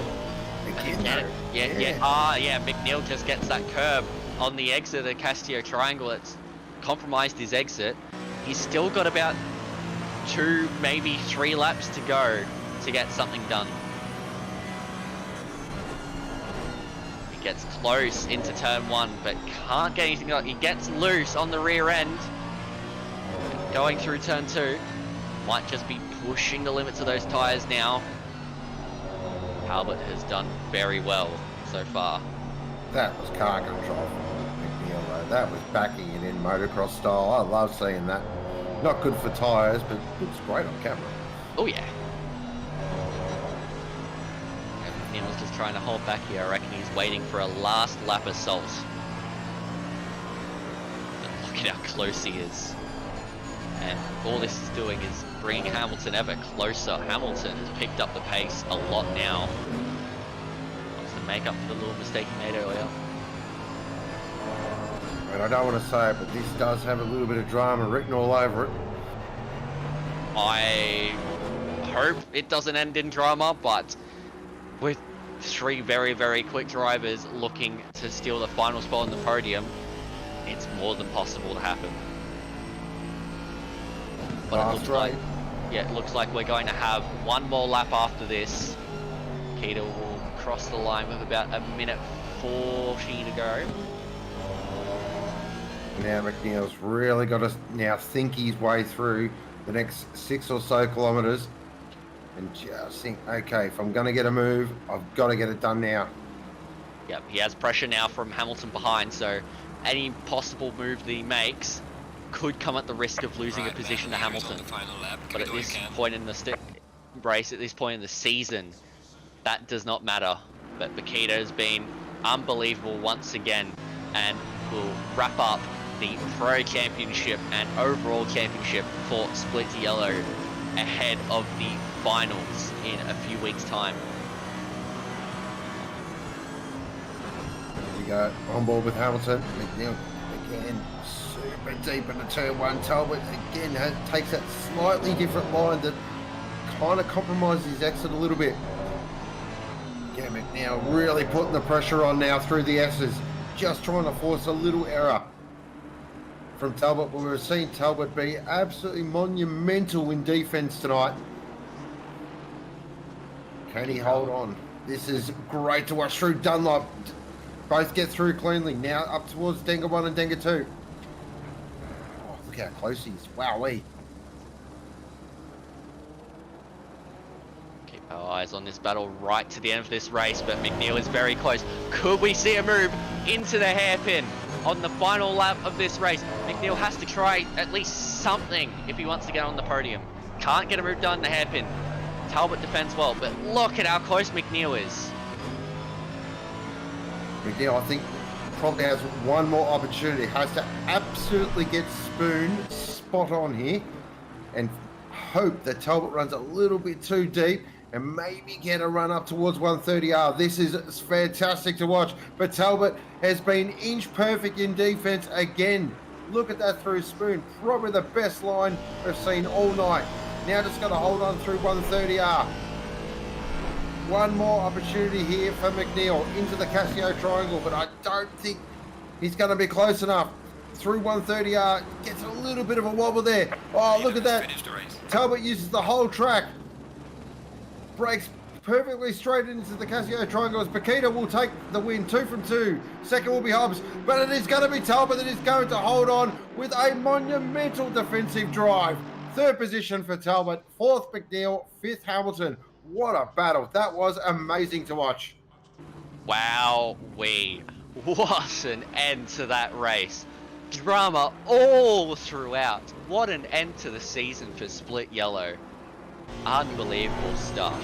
Josh Morgan in P6 from Hignett, then Death will finish on track in P8, but with 30 seconds worth of penalties, that is going to drop down a long way. But we're looking now on board with Chris Taylor, and Chris Taylor is going to be your Pro-Am champion for Split Yellow this season. Unbelievable stuff from Chris Taylor, coming from behind, even with that 15-second penalty, will come home and take the Pro-Am championship for Split Yellow. Well done, Taylor. McLean just misses out, and commiserations also to Simon Scanlon, who is in chat tonight. Very, very tight between those three all season, and it came down to the wire. Congratulations, Chris Taylor and Philippa Bakita. Fantastic season from both drivers as they will now start to focus on what's next. On board with Nagel here. With Michael Crick, these two are actually going to go to the line here. Who says he can't fight for last position and mean something? Look at this. Crick's holding on. Nagel gets a little wobble there out of the Casio triangle, and Crick will hold on. Nagel in Crick in 17th, Nagel there in 18th. So we lost, was that 5 drivers or a couple just left early? Yeah, well, we lost a few from early on, so 19 drivers we had finish that race. We had Glover disconnect, Perkins, Marvel, and Johnston all left. So there are our race results. It is Philippa Bakita takes the win, 2 from 2 tonight Hobbs in second, Talbot third, McNeil fourth, fifth Hamilton, sixth Morgan, Hignett in seventh, Hind there in eighth, Herod ninth, and 10th was Dillio. Checking our Pro-Am results, Dillio first, Price in second, Chris Taylor is our Pro-Am champion in Am, Richardson from Crick and Nagel. Well, that was Simrigs.com split yellow round 5 action from Suzuka, run and done. Wow, what a race. That was incredible. Race 2, holy moly. What an end to the season that was. Action-packed, drama-filled. It was insane to commentate over that. Green light. Go, We will now welcome our first commentator for Split Green is Neil Haynes. How are you, Neil? I'm feeling good, Alex. Just after that sensational battle for third position between Talbot, McNeil and Hamilton there in the yellow split, wasn't that exciting? And I believe my fellow commentator is probably just got to cool down a little bit there, of finishing in 17th or 18th, I think it was in the end there. So looking forward to welcoming Mike Crick hopefully soon. Yep, as we come to the end of qualifying in Split Green, we wish you the best of luck for commentating Split Green tonight. What do you reckon will be who do you think will be the pace setter tonight? Well, look, you can't go past at the moment the improvement of Daffer at the moment. He's been winning the last 2 rounds that we have witnessed at Mazzano, and last week's race I think was Mazzano, wasn't it? And the week before, I believe, Daffer took the wings from Ristofani. So I'm sure that we'll see the battle between those two heat up, and maybe Sean Jacobs might do all right in that Aston Martin around here. Sounds fair enough. Currently, it looks like in the qualifying, as we're just ending, by the looks of thing, that Haslam is actually got the pole at the moment in the BMW.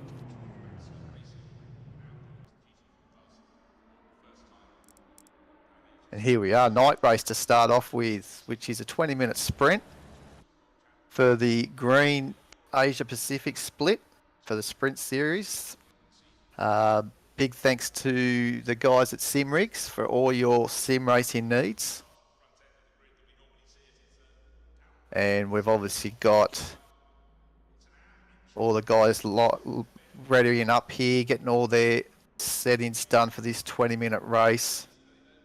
And currently in the standings, we have got Ristofani on 521 points in first place. Then John Sonicus in second, and Sean Jacobs in third for the Pro League. In the Pro-Ams, we've got Lewis Cogoley in first, Flatty Malik in second, and then Pete Vinny in third position in Pro-Am. So we'll look forward to seeing how those guys progress tonight. And then in the AMs, we've got Ryan Stimpson leading the AMs, and then Nick Miller and Greg Kilby in third position, which we've seen some good races from him in the past.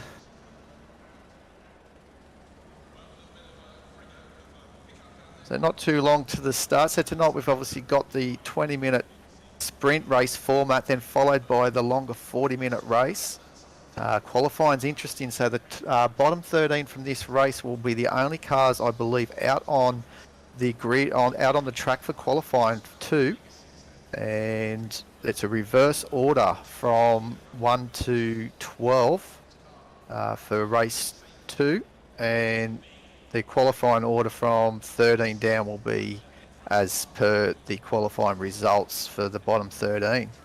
So it'll be interesting to see how it all pans out. So just having a look here just to see if Haslam is in tonight. Yes, he's got the pole position, with Sweet in second position in the 32. So it's a BMW all out affair at the front, with the first 3 cars occupying the grid there of BMWs. Ristofani, obviously, he's going to try and make sure that he can hold it on the lead of this championship. He knows that Haslam has actually been doing a sensational job chasing down this lead that he does have. He's got 160 points deficit. Haslam to... Oh no, Daffer's actually got 179, sorry.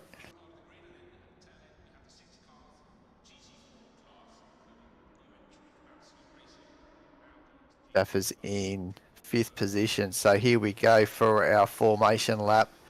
The safety car out.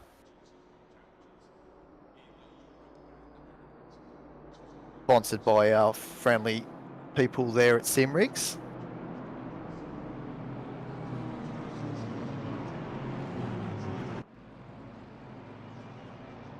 So this is the final round, I believe, of OOR before we go into the qualifying rounds or the heats that they're doing. Not 100% sure how it all runs, but obviously we'll find out as soon as get my fellow commentator in.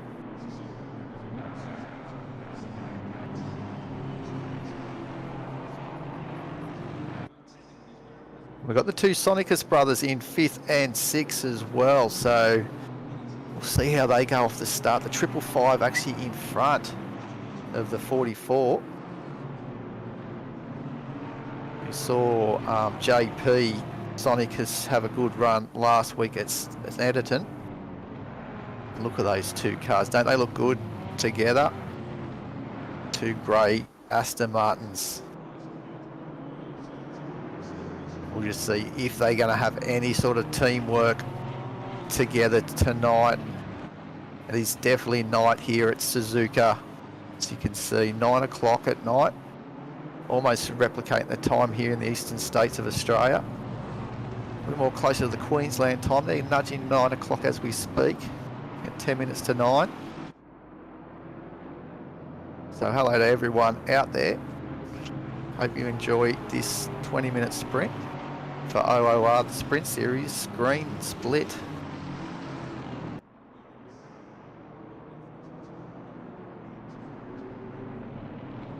As they're coming through the spoon curve, a lot of people get upset around this corner. It seems to take forever. Tightens up on exit. All you want to do is get the power down this long straight before you have to negotiate the fast 130R.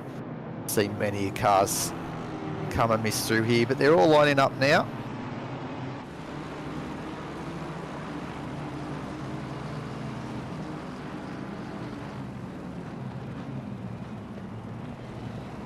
Get those last brake temperatures into the pads.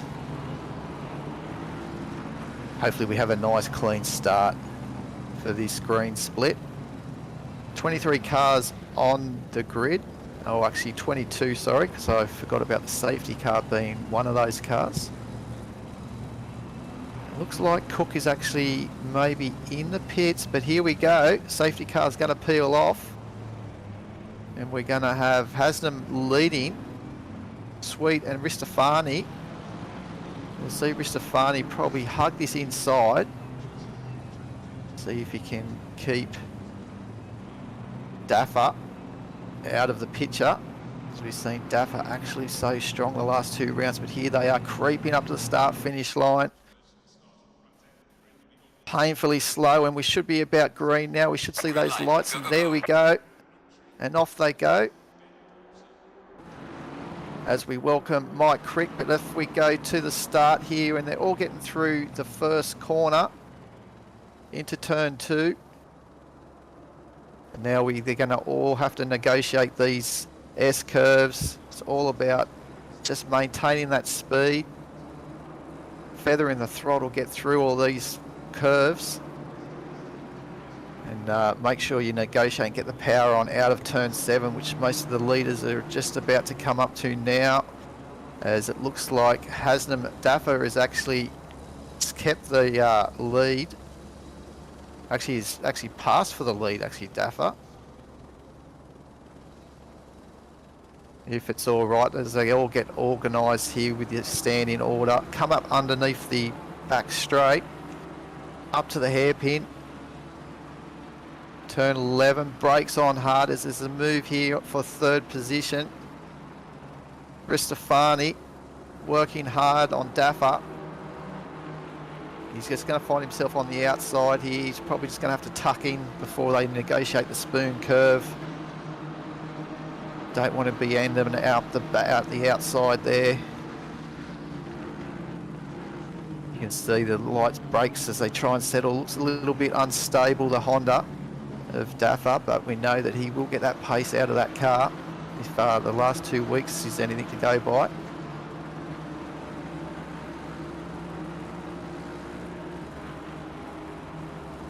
It's a nice looking clean lap there. Definitely, Mike, and how I saw at the very last part of that race of your one, you had a little bit of sweat building up there with a bit of a challenge at the very end, and you've been able to hold on to that 17th place. Well done.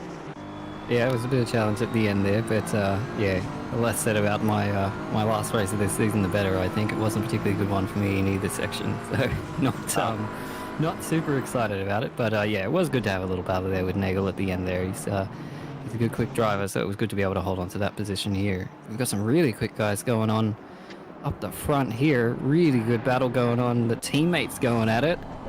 Ristofani right up, Hasnam's back there, chasing very close to you through that nice technical section of the track.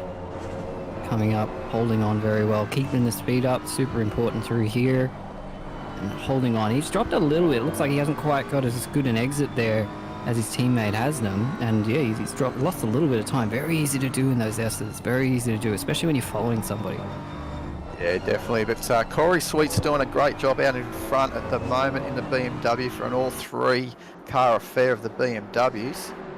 But obviously the teammates are obviously going to make sure that they don't get in each other's way, and it looks like Daffer's just been, Ristofani's probably let Daffer go out and chase Sweet, as Ristofani might try and keep Daffer behind in that quick Honda, so maybe some teamwork's happening here.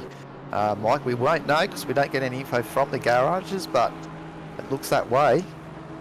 Yeah, it's a possibility, although you'd wager Ristofani would want to, you know, get as many points as possible to hang on to that championship, although probably he's in there pretty safely looking at the points at the moment, but still, he's going to be, I don't think he's going to be too slouchy as Daff is putting a serious challenge going to 130R here. How everyone takes this is interesting.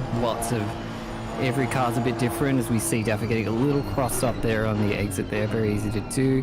Maybe a little bit of understeer. Very hard to follow a car at speed through there. Not quite as clean through that chicane as he'd like either, but I wouldn't cut Daffer out. He's quick. Yeah, definitely, but as long as Ristofani stays in front of Daffer, you can pretty much say that his championship well and truly is safe, because he's also got John Sonicus in the 555 behind Daffer as well. So, but yeah, Haslam actually on his chase too. Corey's set the fastest lap there. So we'll just see how it continues right through the field. We've got obviously Kugli actually leading the Pro-Ams back in 11th, and then Miller leading the AMs in 15th. So we'll see how they go too with 15 minutes remaining.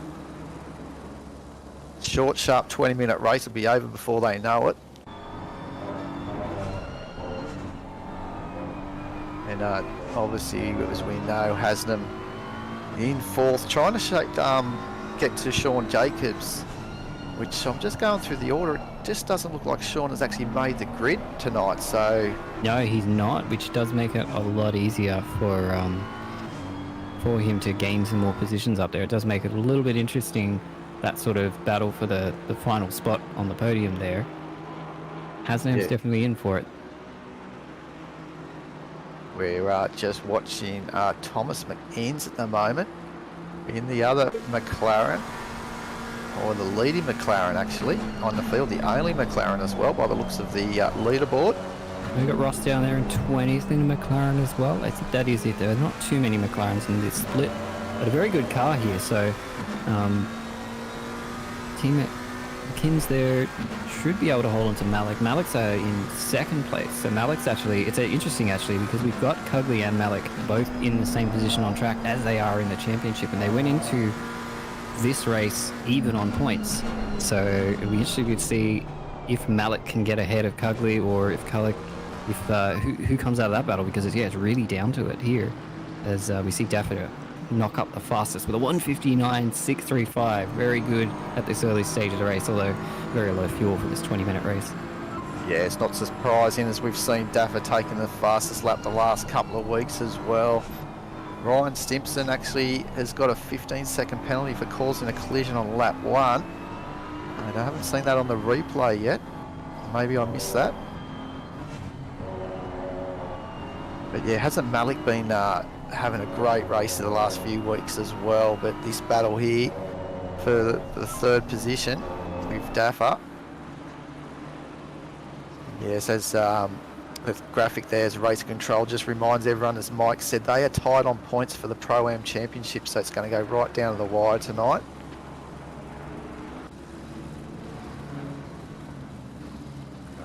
Oh, this is very tasty as they come down through turn 8 into turn 9 before they come down underneath the back straight.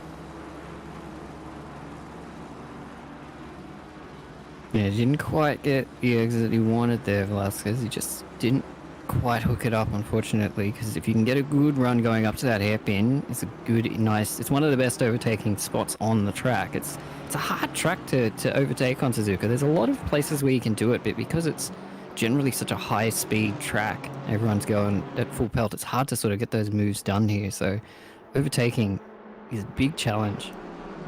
Yeah, it's all about trying to set up, I think, for drivers to make that little mistake, as we all know that cars can get upset through 130R and also out of turn 9 before they go through under the tunnel and try and set up a move into the hairpin. But you've got to have both drivers both giving each other a bit of respect to make these moves stick as well, as it ends in tears. Yeah, but absolutely. It is quite, as you said, quite a hard track to overtake. The cars are so even, as we can just see out of turn 1. Daffer going off. Yeah, Daffer having a moment. Very slippery track, Suzuka, as well. The track surface is very easy to get the car sliding around and stuff like that, even if you've got the TC set reasonably high. And I think Daffer may be encountering a little bit of that as he went through turn 1 there. God, he's really wrenching that wheel. It's such an interesting section. I love Suzuka.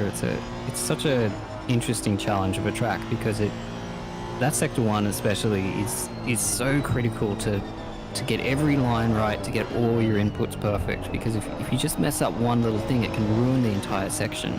It's so important that you sort of maintain your overall speed and maintain precision through there, and it's so important to your lap time. Like, it's a second or two you can lose in milliseconds. It's crazy. Yeah, 100% there. You know, as you said, turn 3, the entry just into the S-curves is the point where you've got to really get that flow going. You've got to get that right. If you start drifting wide there, it's just going to affect right through the next 3 or 4 corners until you get out of the S-curve. So right on the back side of Ristofani here, these onboard shots are absolutely brilliant, especially when you see some of the sparks flying off the car that they're following. Yeah, especially at night time. I absolutely love this track at night time. You've got the Ferris wheel, you've got all these great track lights everywhere. Or is all the tracks in ACC look this good at night? Yeah, that's right. It's an amazing circuit here at Suzuka.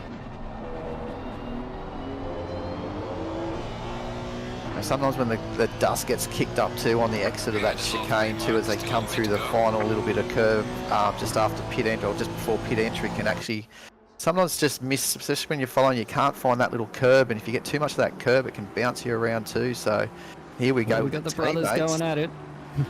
The brothers are at it in here through turn 1. Ooh, looks like Peach. Was Peach who lost out there? I can't tell because the numbers haven't updated which one is actually in front. It looks like the order on the leaderboard is correct. So it is Peach still behind his brother John, and battling quite hard there. They're both good competitors.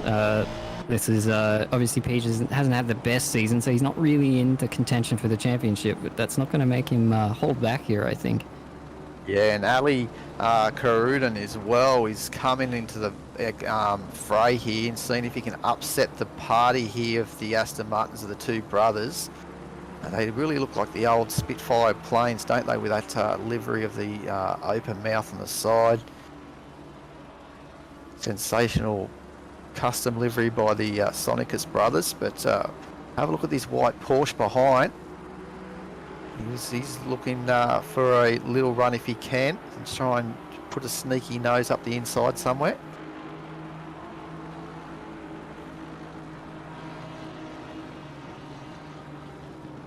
Does seem to be getting the better of Peach here, but he's going to lose a little bit of the legs here on the straight. Porsche not super fantastic in a straight line. This isn't a particularly long straight, but it is still long enough for the Aston to just gain a few more legs there, as long as Peach has got a better exit, which it looks like he has. So it looks like they'll maintain their positions. It'll be interesting here going into this final chicane, because that's where this Porsche can really get up behind the Astons and has a big advantage there. And Peach is being, almost impeded a bit by John in front of him, as we see. Yep, it looks like Karuden might get a good exit here. The Porsche might let him down, unfortunately, but a slipstream could be enough. It's not super duper long straight, so if he can hold on to him here, this will be interesting to see what happens.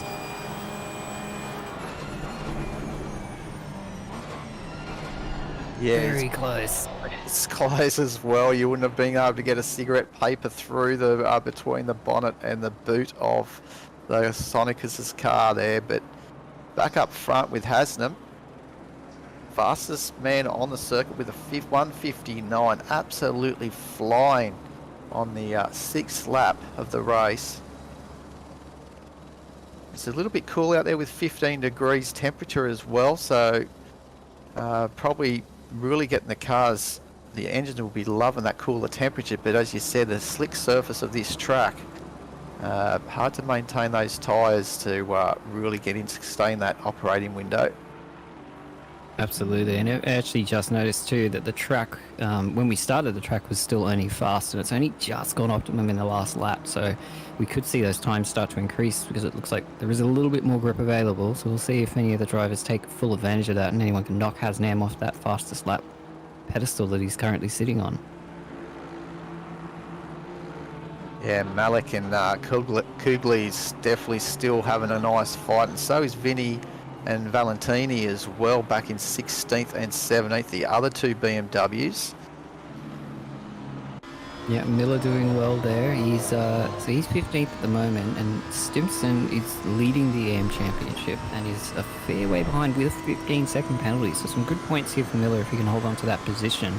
He looks pretty secure where he is. He looks like he's in a fairly stable gap there, just a second behind Benny Piper in the Nissan. So if he can hold on to that, it'll be good for him. We see Rashuti there just get crossed up into 130R.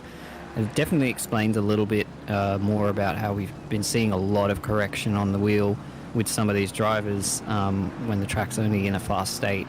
It definitely explains a little bit more, because it's slipperier than it normally is. Even an optimum track, it's slippery, so it's going to be tough for him out there. Yeah, plenty of opposite lock getting a workout. But as we said, a 10-second penalty for Daffer as well up on the screen. So it might drop him down that order, because he's vulnerable from both the John and JP Sonicus and also Karuden as well. So he needs to get going if he doesn't want to tumble down the order here at the end of this race. And he just can't get past Ristofani. As we're on board here at this with Malik, chasing down the Lambo of Vintia. Yeah, Malik not wanting to get held up here. That's making it more and more difficult for him to hold Kugly behind him. But he has gotten ahead, which is, again, that's all he needs to do, is just sort of finish ahead of Kugly in order to, get those extra points that he needs to get good on that Pro-Am Championship. But we do have another race, so anything can still happen here with a few of these positions and drivers. Yeah, Lewis will definitely not be wanting Flatty to get the upper hand in this race, so he's not going to make it easy.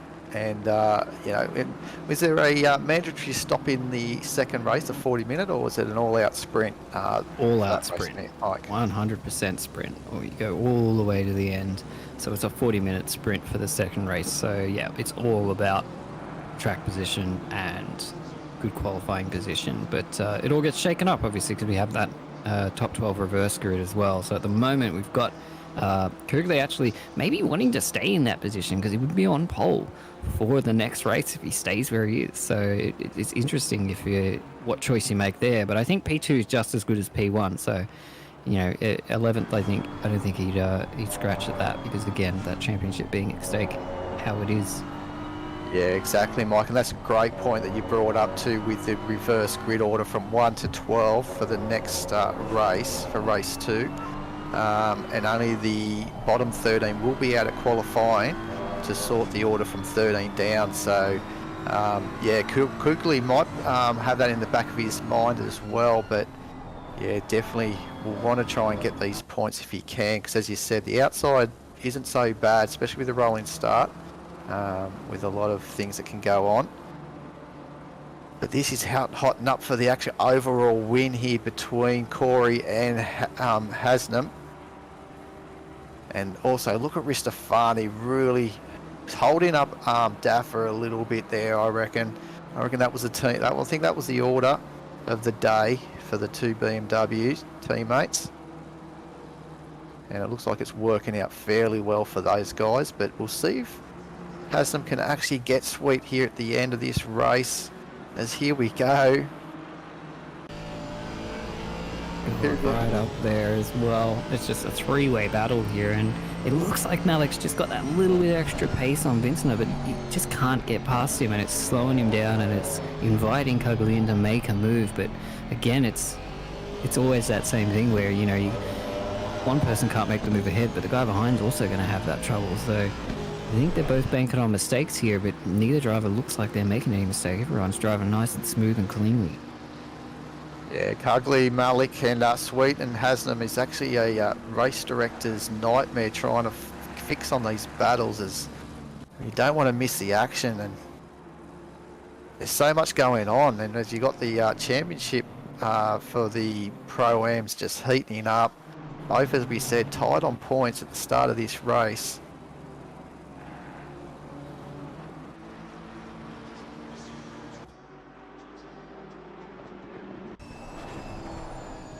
It's a nice job though from Vintinia as well. They're in 10th position. Holding on well. Yeah, he had us guessing the last few rounds, especially with the fuel as well. Is he going to go long? Was he not going to get fuel and all that in some of these races in this Lamborghini? Oh, on the outside, Malik is going to be vulnerable. Ugly couldn't do anything about it. It wasn't up close enough to try and dip into the inside. It's fairly hard through the S's there. If you're on the inside of one corner, you're going to be on the outside of the next. Yeah, you're right in saying there's just so many little battles going on at the moment as we get right near the end of this race. It's so hard to put your attention in the right place because, yeah, there's so many little battles going on all across this circuit. And I do like these sort of short 20-minute sprint races because they really do bring out that sort of aggressive driving from everybody, because it's such a short distance. Everybody's got very little fuel, and you can run the brake ducts really low if you want to. You can run really you can really push everything to the limit because you only have to survive 20. Always he gets a little bit of a snap there, maybe braking a little late, but manages to hold on to it. Goes a little bit wide there. That'll be a track cut, but it won't hurt him too much. And Hasnam not quite making that move there on Sweet. He's got... Oh, have we come to the end? We have just come to the end in time. I thought we were going to have one more lap there, but it has just reached 0. So everybody has just finished up there. So just at the end there, Hasnam missing out, unfortunately. But a good job from him there. Sorry, I completely missed it. That was the last lap we were on. Well, I thought there was going to be another one too. Last time I looked, I thought, yeah, there's going to be enough time for another one. But there you go. They're all finishing as it has been through the race. No last-minute dives other than the last one there from Haslam that we thought that Demario might have just got Corey, but as we were there riding on board, he had so much opposite lock as his rears just seemed to pinch up, as you said, late on the brakes, but held onto it well. As we go through the order here, the cars coming on through. Yeah, such a good race, that one. There was just so much going on. Not a lot of overtakes, not a lot of moves for position, but as I said, that's pretty difficult to do at Suzuka, as they all get us set up here to do a second round of qualifying. So we'll look at the results from that first race. So Sweet taking it in first position very well in there. Hasnam in second, Cristofani in third. We had John Senekis in fourth, and Peach in fifth, Kyrudin in sixth, Daffer in seventh, Jake Weatherburn in eighth, Shooty in ninth, and Vintner in 10th. So yeah, pretty much finishing almost as they started there, that top 10 there for... Yeah, definitely. So it was good to see that they all got through safely as well, and some very close racing as well. So here we got the short qualifying has moved straight into it, and as we know that the bottom 13 cars are the only ones that we'll see actually out on track. So we're watching Chris Withers at the moment. It's a pressure situation here in this sort of super qualifying at Suzuka, because this is a long track and the lap is just around 2 minutes or so. So everybody pretty much gets maybe 3 laps here, including their out laps. So you don't get a lot of chances of this. It's very easy to invalidate one of those laps and not put in a time. So yeah, very pressure here. So it'll be interesting to see where everyone finishes up. Yeah, so some of the drivers aren't in there. Mike Dinaldi's not in tonight either, by the looks of things, in the car 61. So that's who Chris Withers is actually behind in the championship. So he'll probably pop up out in front of Chris. And we're looking to see, of Mike Dinaldi. Cameron Ross is his next competitor. And he's out in 20th there. He's in pit lane, so he hasn't come out yet for his lap.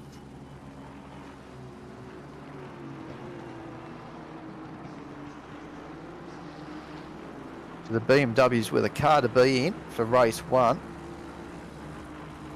And we'll see how the order will be reversed around and see how that spices a few things up for this 40-minute sprint.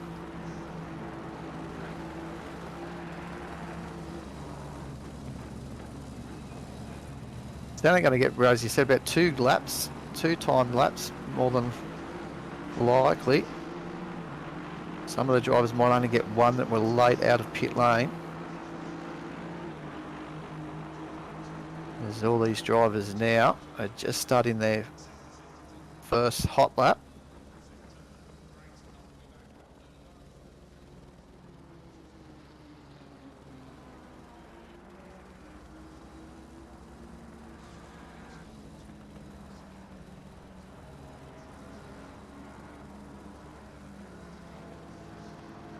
Yeah, just looking a bit at the standings at the moment, just trying to figure out where people are finishing up. It doesn't look like any big major changes in the championship order for now.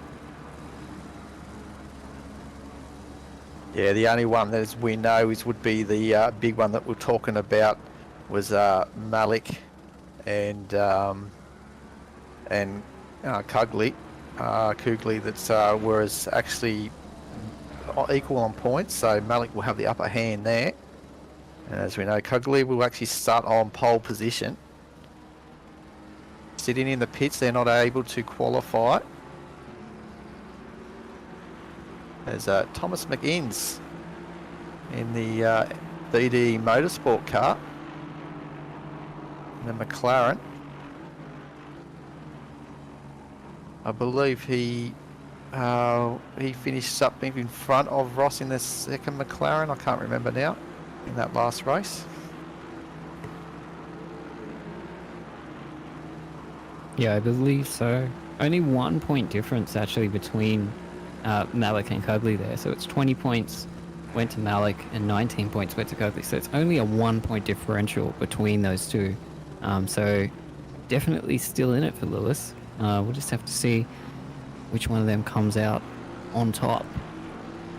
Yeah, so we'll keep that in the back of the mind for the feature race, for the longer 40-minute race, because obviously that's going to be the talking point for the Pro-Ams.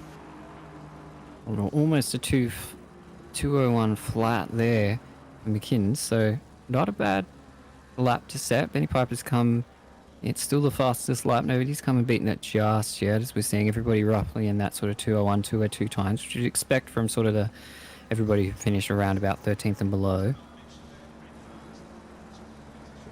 Yeah, it's a good little format to hear from Octane Online Racing to introduce here the, I don't know if they've done it before, but it's the first time that I've seen it, for the bottom 13 to be actually out only on the qualifying for race 2, to obviously set that order from 13 down, and that reverse order for the top 12. It definitely will spice things up, because as we've said and we've alluded to, Mike, that overtaking is just so hard around here at Suzuka.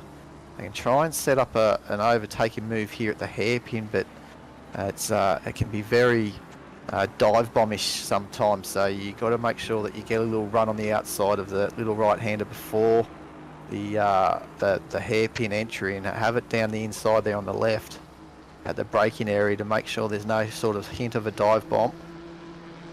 You've got to be aggressive to try and make a move around here. Yeah, absolutely. I think a little different in the 40-minute format, just because there is going to be a little bit more attrition. People do have to conserve their tyres a bit more. Everyone's got a bit more fuel. So it's definitely a bit of a different dynamic. Even though there's no pit stops, there's still a little bit more strategy involved in that longer race than there is in the 20-minute race. It's just that little bit longer enough that consistency can pay off a little bit more than just outright pace. Yeah, I'd agree with that too, but do you think that some of the faster guys too would have had a bit more of maybe a little touch here and there of an aggressive setup for that 20-minute race? Maybe a little bit more camber or caster on the tyres, and maybe a damper set in here that they're going to have to readjust for this longer race? Or do you think they'll just sort of have the same setup other than the tyre pressures for the different temperature that we're seeing here now?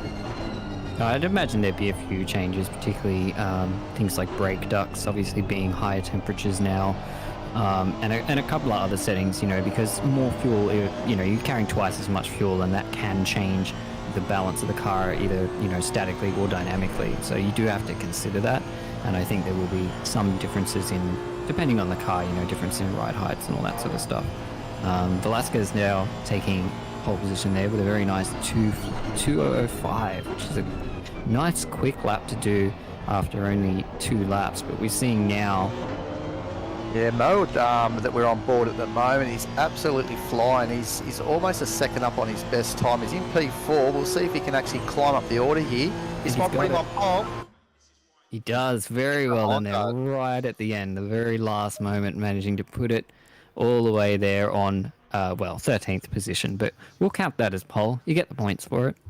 Yeah, definitely. Won't take that away from Moed, because that was an absolutely solid last lap run from him in the Honda. And won't the Japanese be happy to see a Honda momentarily on the front row of this grid? But things are going to get changed up, I guess, on this formation lap to get in the right order. But we know how passionate the Japanese are for their own make there, the Honda. And he's in the Honda colours as well, Mike, which is good to see. Yeah, it's a great looking livery that he's sporting there. A couple other great looking liveries. It's always been the standout of this Sprint Series. We've got we've got the Permobile car over there. Got a few different variations. Lots of different designs. Some people going for more traditional race car things. Some people going for more fun types of designs. Not much on the floor to look at, honestly. There's that Spitfire that you were talking about before. Yeah, so a bit of a mix there. A little bit of a silly, fun design there for both the Sonic Eye. But very cool. I love seeing all the different interpretations people would put on these cars. It's so good that we have these custom liveries now, because people can really express themselves a little bit differently. I'm sure if I had my son watching, or if we're here live, they would be absolutely supporting the Sonicus brothers with that livery. It's very striking there on the track. Oh, here we go. We're getting ready for race 2 as we see our Simrigs safety car. It's going to get ready to grid everybody up in just over a minute's time. And we will be good. It's a good time to mention our sponsor actually as well. If you haven't checked out Simrigs, you should always check them out. They have great service and you get a bit of a discount if you're an OOR patron, which is quite valuable because we know how expensive all of this hobby is for everybody. So definitely go check out Simrigs if you get a chance, if you're looking for some sim gear. Yeah, definitely check those guys out. They'll definitely look after you, especially if you mention the OOR league name as well. But here we are for the final race tonight for the green split, the Asia Pacific Sprint Series, the Simrigs Sprint Series. It's been a great season so far. I think it's been fantastic commentating this split, honestly. There's been so many great battles all across all the races that I've watched and commentated on this season. And it's one of those ones where it's become a little bit easier for our championship leader in this final race, but only due to circumstance. Up until now, there was still a chance for anybody to take that lead, and it hasn't been as clear-cut as some of the other splits might have been in terms of who's at the top of the field. Yeah, exactly. And I think, as we've already mentioned, I know that I've mentioned for the past 2 rounds plus this week as well tonight that Daff has been the driver that I believe that he's been winning everything since I've been commentating. So he's won, and he's missed one of the rounds as well. So that's why he was down on the order. If he hadn't missed that round, one would think that he'd probably be challenging Ristofani. Yeah, that's right. Like, Daff was in 5th position and, yeah, hasn't got a chance on that top position. But, yeah, if he hadn't missed that one round, I can't remember which one it was, but he did miss one round. If he hadn't missed that one round, he'd be right up there with the rest of them. But turning up to the races is part of the battle. It sure is. And I think it might have, I'm not 100% sure, it might have been just the first round at Paul Ricard that he wasn't there. Looking back at the history of the series on the screen that I'm looking at the moment. So I think it was actually the first round that he actually missed, where JP right. took out the first race at Paul Ricard.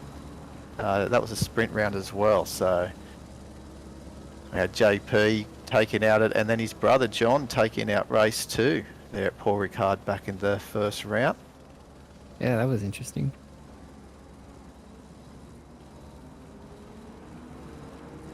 Man of the hour, though, Cugley, in pole position, leading the race. Let's see how long he can hold on to that pole position for this next race. I think everybody in that top 12, I don't think any of them are particularly slouches either. So it'll be interesting to see how quickly the order changes. Yeah, definitely. Both Mike and myself, Neil, welcome you here for race 2 of round 5 here of the Simrigs Super Sprint. Well, it is a Super Sprint round, so hope you enjoy this final race tonight. I'm sure we will, Mike. Yeah, I'm looking forward to it. I really love these reverse grids, as you said. It's been a format we've had for a little while. It is looking to change up, though. There's going to be some changes to this next season, or there is at least discussions about changing it up a little bit next season. So I'm curious to see what they do. I do really like the Super Sprint format, but I'm keen to see what we start doing next sprint season with a slight change in format. Oh, well, change, as they say, is always good as a holiday, mate. We all love a holiday, so That's right. I'm sure a lot of people will be anticipating the change. And here we go.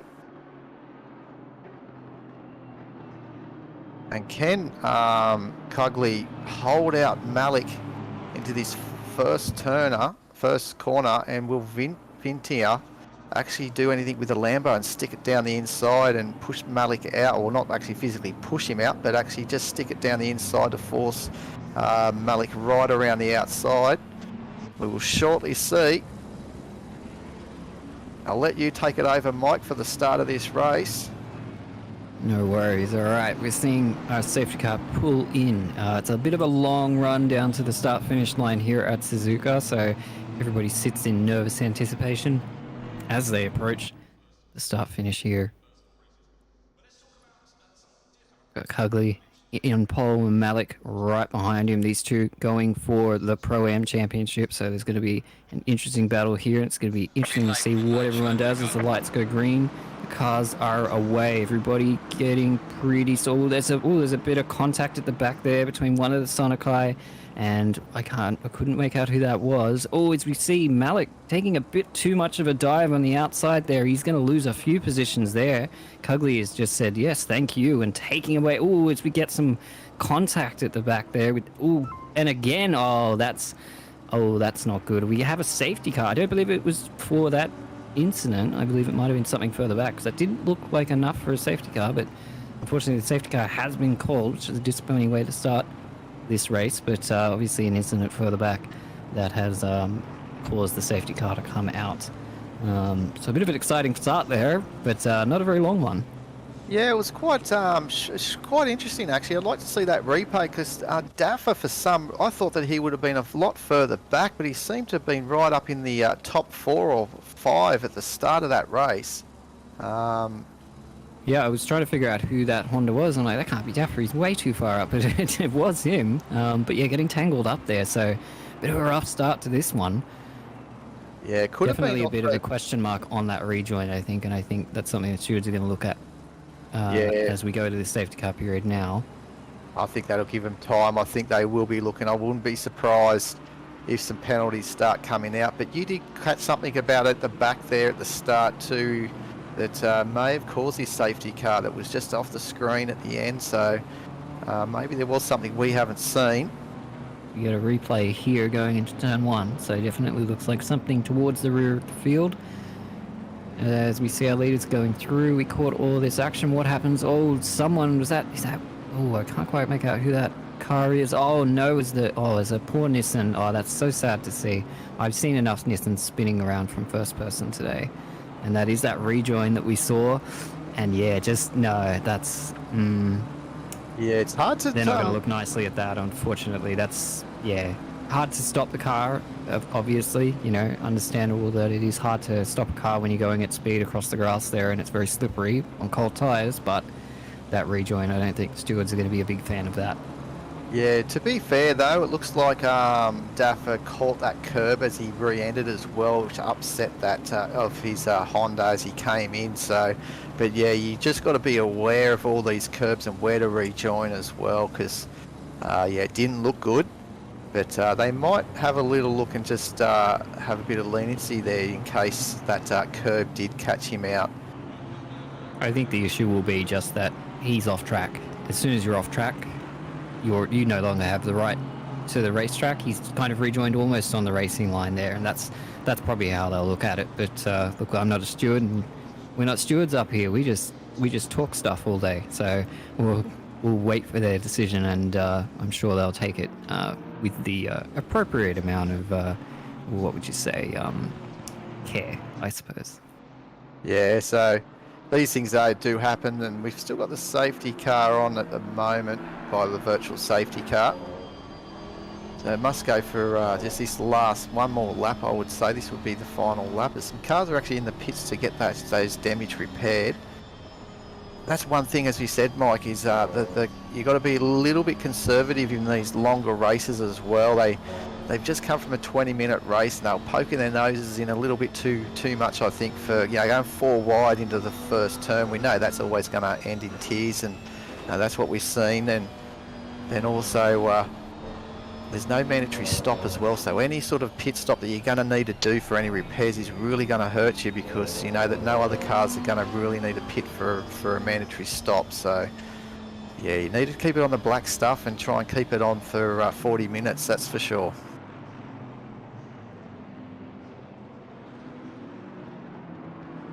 As the Lamborghinis are having a little good time with this reversed grid format from the top 12. Yeah, some strong contenders up here in the top 5. Real quick, you got Kyrie and there, you got Weatherbird in there, you've got both the Sonokai there in a good position there in 6th and 7th. I think they can do some damage, the good kind of damage, not the bad kind of damage. On track, fair damage.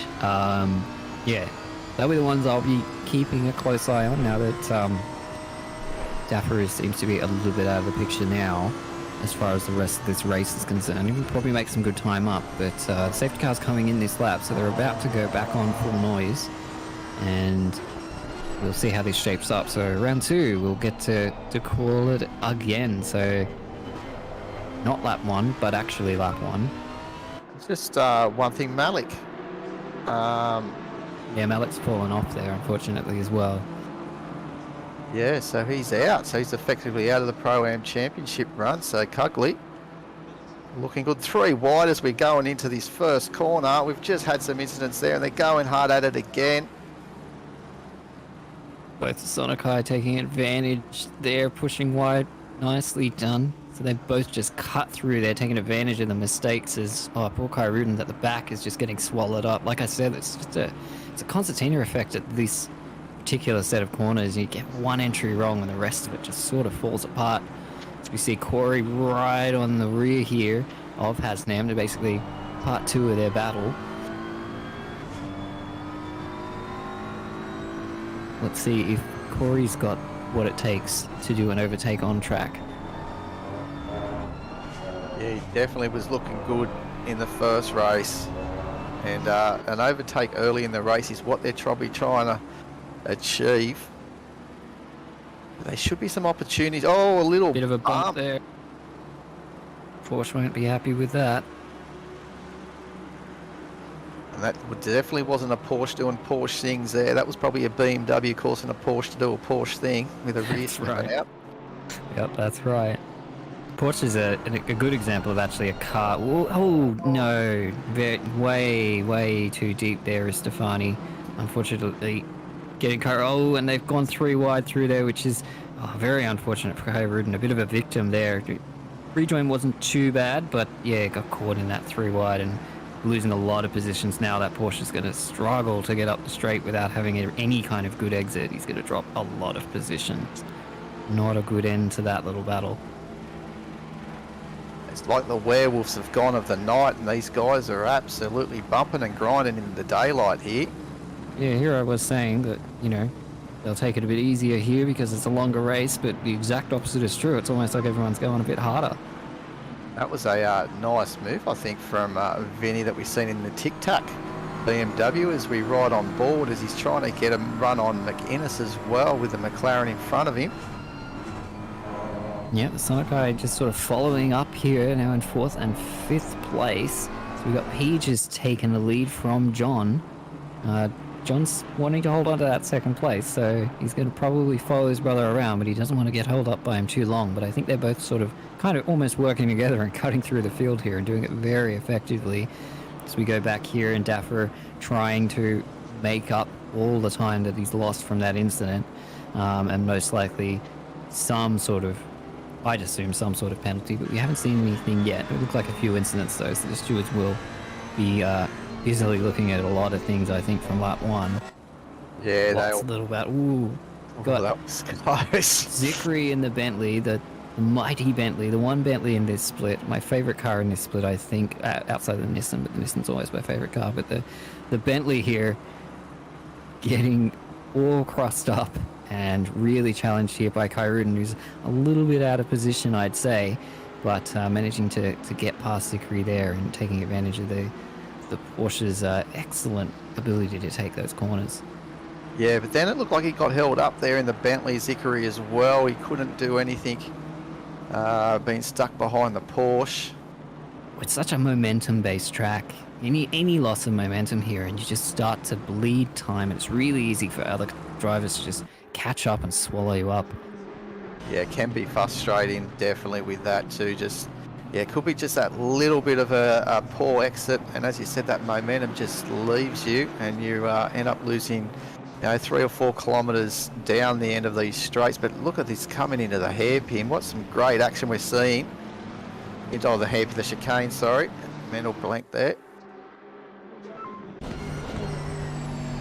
Stefani getting our fastest lap, almost to 2 flat.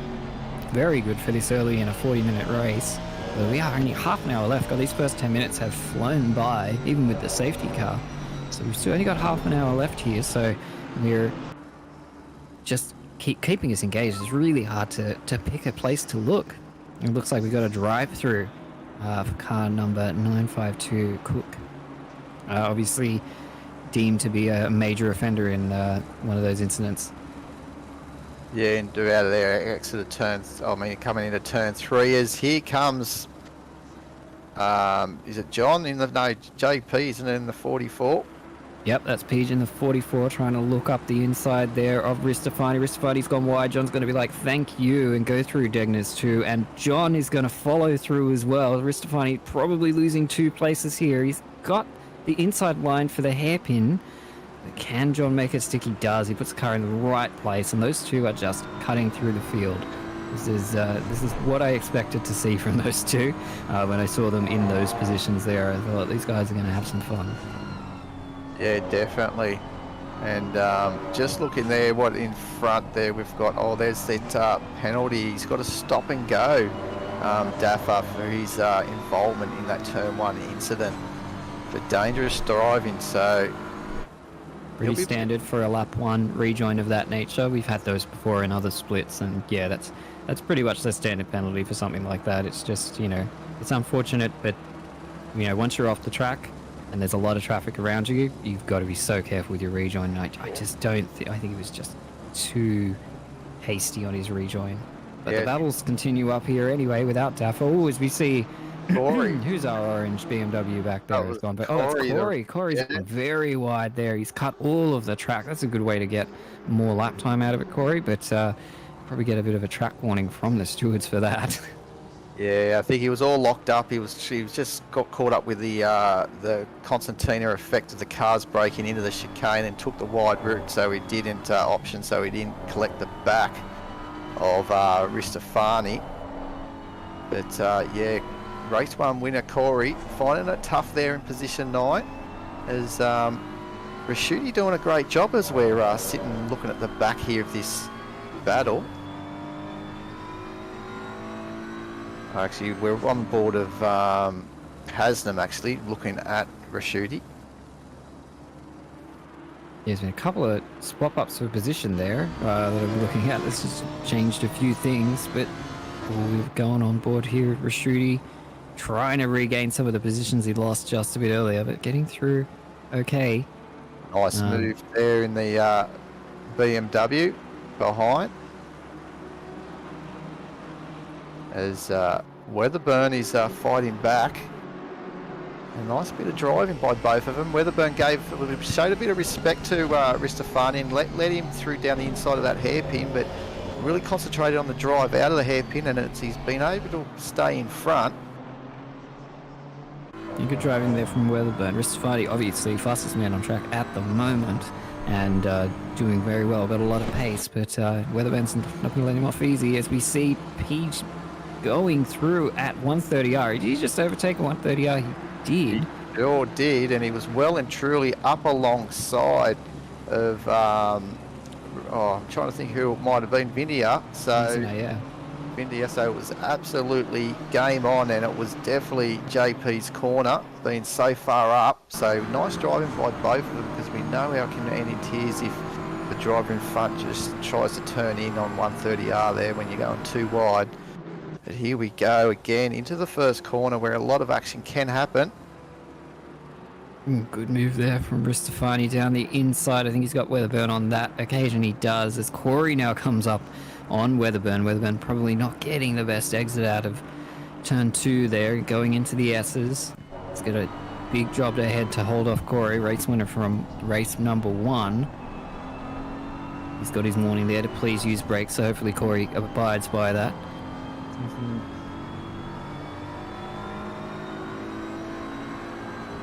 Weatherburn's got the Hornet car livery by the looks of things. Yeah, that's one of mine. Nice one.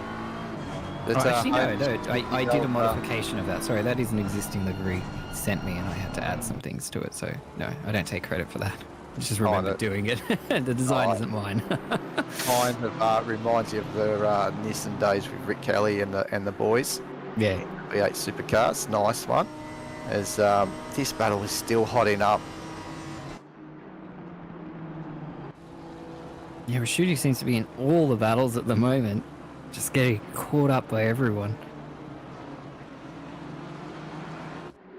These are the real movers and shakers here, both the Sonic High. They've just been following each other up, exactly as I was sort of saying, and they've got a lot of pace. I wouldn't be surprised if we start seeing those 59s from either of these two in the next few laps. But credit to Cugley, he has held on. It's 6 laps in, which is a long time at Suzuka, and he's been holding on to that first position very well. He's got a big fight ahead of him though with these two behind him, but he'll be looking to hold on to that position as long as he possibly can. Yeah, definitely. And he fully deserves to be out in front too, leading the, obviously going to take the Pro-Am Championship with Malik being taken out there in that first corner incident, as we still see the BMW has finally made that move on Rashuti. So Restafani is now moved up into position 6. Here we go, we got Malik. Not doing too bad. He's in 14th position, a bit too far away to cause any sort of trouble, as long as Cugley can stay out of trouble at the front of the pack there. 23 minutes left to go. Still plenty of things that could happen, and we will see.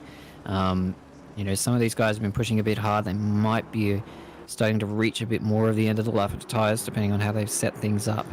God, there's so much action out here on track, but it's Cugley, the gap to the Sonic High just keeps decreasing. They are catching him, so it's not going to be long before these three all have to engage in combat.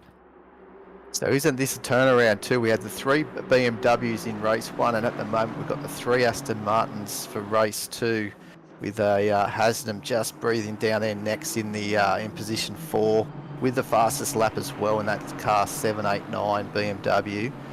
And my apologies also to Flatty Malik as well. I thought that he was actually, I couldn't read the leaderboard properly, and I just didn't know his name was even on there. I thought he was actually being fully taken out and actually off the grid after that first lap incident. But thanks for letting us know, Mike, that he is there in position 14. So we'll see how he goes, but one would think he's far away unless Cugley makes a mistake. And Malik was that a penalty for Malik as well? Yeah, it looks like a little bit of a penalty here, a 15-second penalty. Possibly, yeah, I'm not sure what that would have been for. Anyway, I'm sure the stewards has gone through, and they would have discussed that at length, and obviously they found something that we haven't seen. There's a move to the lead. There it is. Peaches has done it while we were sitting around waiting. Peaches just casually gone past Cugley there. So good job from Cugley. You hold on for 8 laps? That's a good stint for a reverse grid pole sitter. He should be very proud of himself, but he's going to want to hold on here. He just gotten past, but John's still behind. John not following Peach through on that occasion, so obviously pretty good defense there from Cugley. So credit to him for holding on there, but he's going to be under some pressure now with John, who's going to be looking to get as many points as he possibly can to really secure that second place in the championship. Yeah, and also to the number 7, the second car of the Pro-Am in that Honda, Mowat that we've seen got that pole in the qualifying, which gave him 13th on the grid. He's up into 10th. So, and he's got Vinny, who we've seen quite a bit of. He just slowly catching him. So it'll be interesting to see how they go. They're trying to get the final spot of the Pro-Am podium tonight. Here we go. We get to see the move. Yep, just through turn 1. Yeah, just Cugley going a little bit too wide there and just inviting him through. But did cover off John well there, so credit to him for that. He will get another lap on the podium, and I'm hoping he can hold on here. It looks like, oh, he's dropped down. He's down to 4th, so something's up happened to poor Cugley at the bit. I was just about to say I was hoping he could hold on to at least a podium here, but it doesn't look like it's going to be happening on this occasion.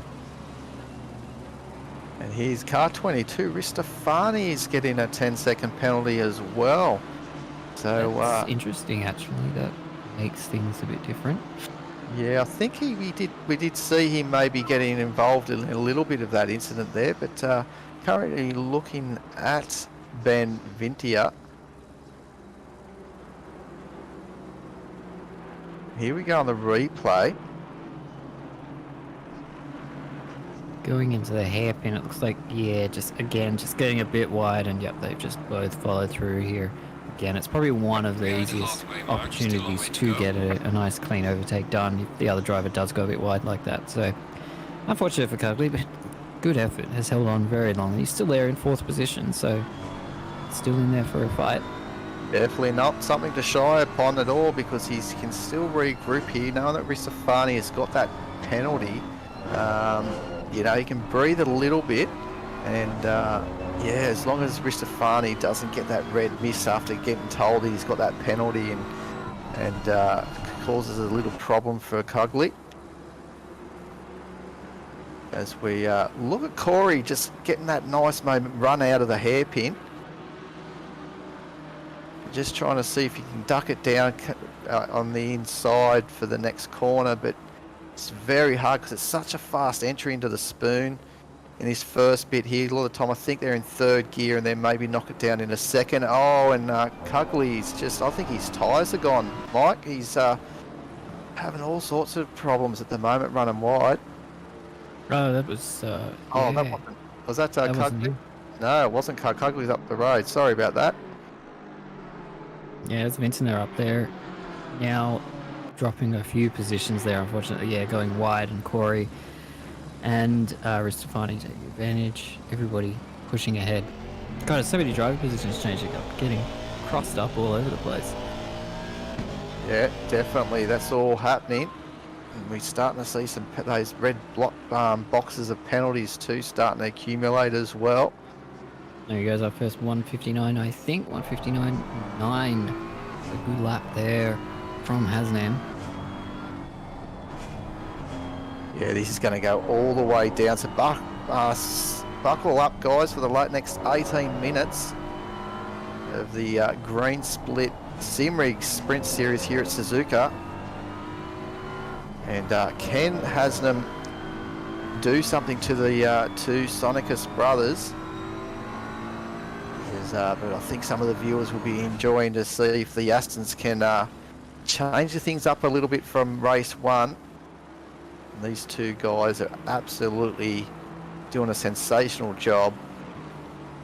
Almost like they are soaring through the air as a formation before a race in a Spitfire as well with those liveries. But here we are, 4 position 6 at the moment. Rishuti, Sweet, Vintia and Weatherburn. Yeah, they're all still in it back there at the back of the grid. Got a sort of those two sort of main groups there in our top 10 that are just sort of battling it out, with Viney being the real gap there. He's about 7 seconds off Weatherburn. Looking pretty comfortable there in 9th there, and looking to make the most of it. Yeah, as we're looking at the 2 battle packs here from the race control, well done with the camera works, having camera 1 and camera 2. So you try not to miss the action.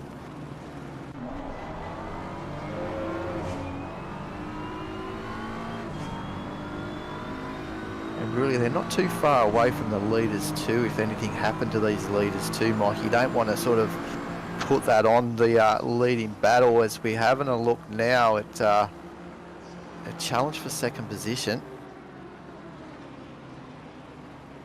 I think, as you said, this is going to keep going right to it as we see Rishuti going up holding onto that inside line there. Maybe going too wide. Corey might take advantage, but no, doesn't quite get the drive out of it. But Rishuti's push into that corner was a bit slow, and it slowed Corey down, which is inviting Vintner in, and Webburn's just sort of sitting at the back watching these guys drive around, keeping pace but not really pushing, just maybe waiting for an instant or waiting for a mistake from one of those drivers. But wow, there's some good battles going on as we see Corey getting a 15-second penalty, so that's going to change that battle up a little bit. He's going to want to have to push really hard to hold on to the position that he's in, but that kind of puts him out of any sort of contention in that top 10 at the moment. That would drop him down a fair way in the order because they're all so close together. Oh, as we see Kai Rudin. Oh, Porsche things happening. Oh, that's... look, I've seen more tragic Porsche things happen. Car is still on track and in one piece, so he did manage to hold on to it there, thankfully. But yeah, a little bit of a snap at the rear end there. unfortunate. He hasn't had the best of it this second race. He's just been getting gobbled up and bullied around. Yeah, so here's the, we're just having a look at mode at the moment as well. As we said, that Honda doing well in position 11. And obviously we had Vinny getting in front of him earlier. But yeah, I think that the Porsche as well, he just sort of got checked up. He had to brake at the last minute, which caused it to start to get unbalanced on that corner entry. So Karudin did a good job to hold on to that as he got onto the back of Malik fairly quickly.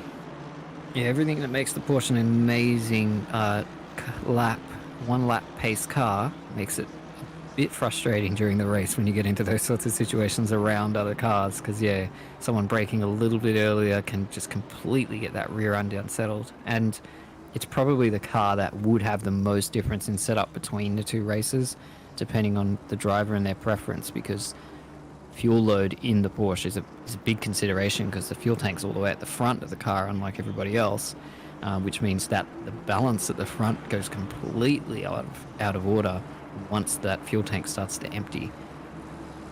I tell you what, the pride of the brothers is definitely being tested here. They're challenging one another. We've seen John have a little move at JP, but thought better of it. But now he's starting to come into the clutches again of Hasnam. Yeah, I don't think there's any multi-21 situations going on here. I think even though John's in the better place in the championship, Peach isn't going to let him just take that from him. He's going to make him fight for it. Oh, it's definitely, if you're not first, you're last. Basically, comments going to come out of these guys if they hold this position. So, yeah, definitely the pride is there in the family of who's going to come out on top of this final race.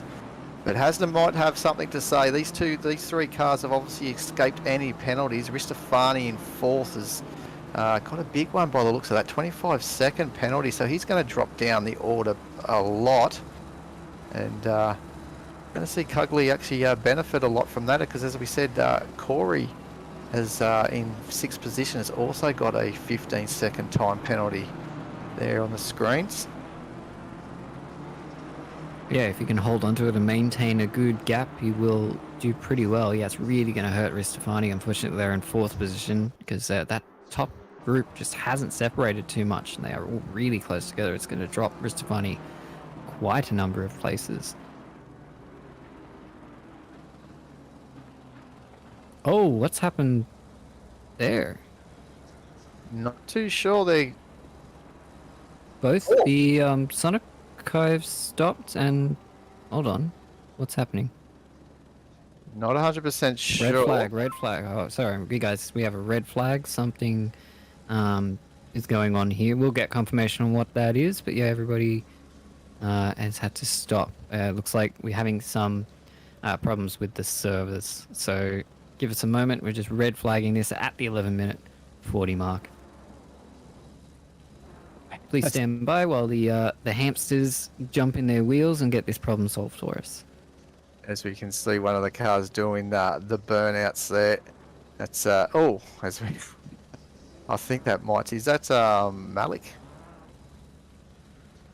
Not too sure who's in those two liveries actually. Yeah, well, there's three of them, so yeah, it can be a little confusing. So yeah, we'll just have a quick reset here, and we'll go back to you as to what's happening, whether we're going to do a resumption of the race, whether we're just going to do a 10-minute sprint, or what's going to happen. So stay tuned. We will let you know as soon as possible. Wouldn't a 10-minute sprint be exciting as well? We've seen it all on the 20-minute. So half that again. These guys will be out on qualifying trim.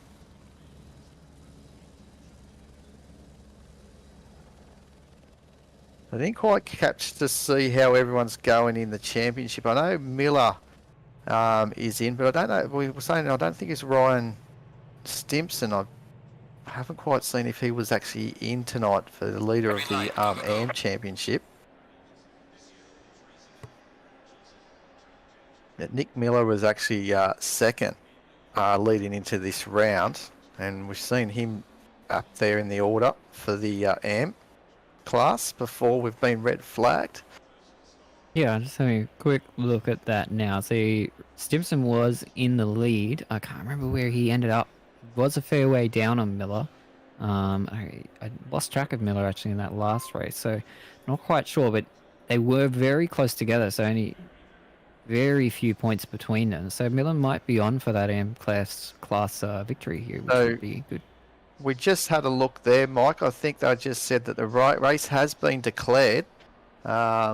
12 minutes to go due to an attack. What is it? DDoS attack or something like that? Yeah, so that's a denial of service attack on the servers, unfortunately. So I think, would that be right saying that that's the declared race is what it was that we've seen there at the end with the two brothers, with JP coming out on front, or are we going to be doing a restart with the 12 minutes to go? Still waiting on official confirmation of that. There was a little thing up there a little minute ago. Maybe, there we go. On our screens there, Mike. There we go. The race has been declared with 12 minutes to go. We are all done. Sorry, I missed that. I was looking elsewhere for that information rather than on my actual screen. So yes, that's unfortunate end to that. That was looking like it was going to be a great battle towards the end there between all those drivers. So I'm not entirely sure where everybody ends up there because I wasn't quite paying attention. But it looks like that's a victory for Peach, and still well deserved and well earned. And I think probably the end result we would have gotten, but God, it would have been nice to have seen that that battle play out. But not to be, unfortunately tonight. So.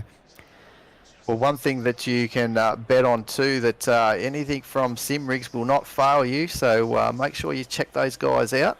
Nice sponsors here for Octane Online Racing. And I guess we wrap this up, Mike. So thanks for tuning in, guys. Yeah, thanks everybody for coming along. Thanks. Apologies for the unfortunate end, but there was some really good racing in there. I think we got our values worth tonight with all of what was happening. So yeah, an unfortunate end to what could have been, I think, a really amazing finish. But thanks everybody for coming along. And yeah, don't forget to check out tomorrow night. We will have 2 more splits. We got Split Blue and Split Red tomorrow night, same time, and they are going to be racing the same track, same format. So it's going to be exciting there because some real speedy boys in those other splits as well. And next week, this is our final round. So next week we won't have any racing during the week, but we will have the Imola 10-hour, which is not this coming weekend, but the weekend after. So stay tuned for that because that sounds like it's going to be an awesome event. Most definitely. So until next time, I'm Neil Haynes and Mike Crick checking out. Yep, thanks everyone for joining.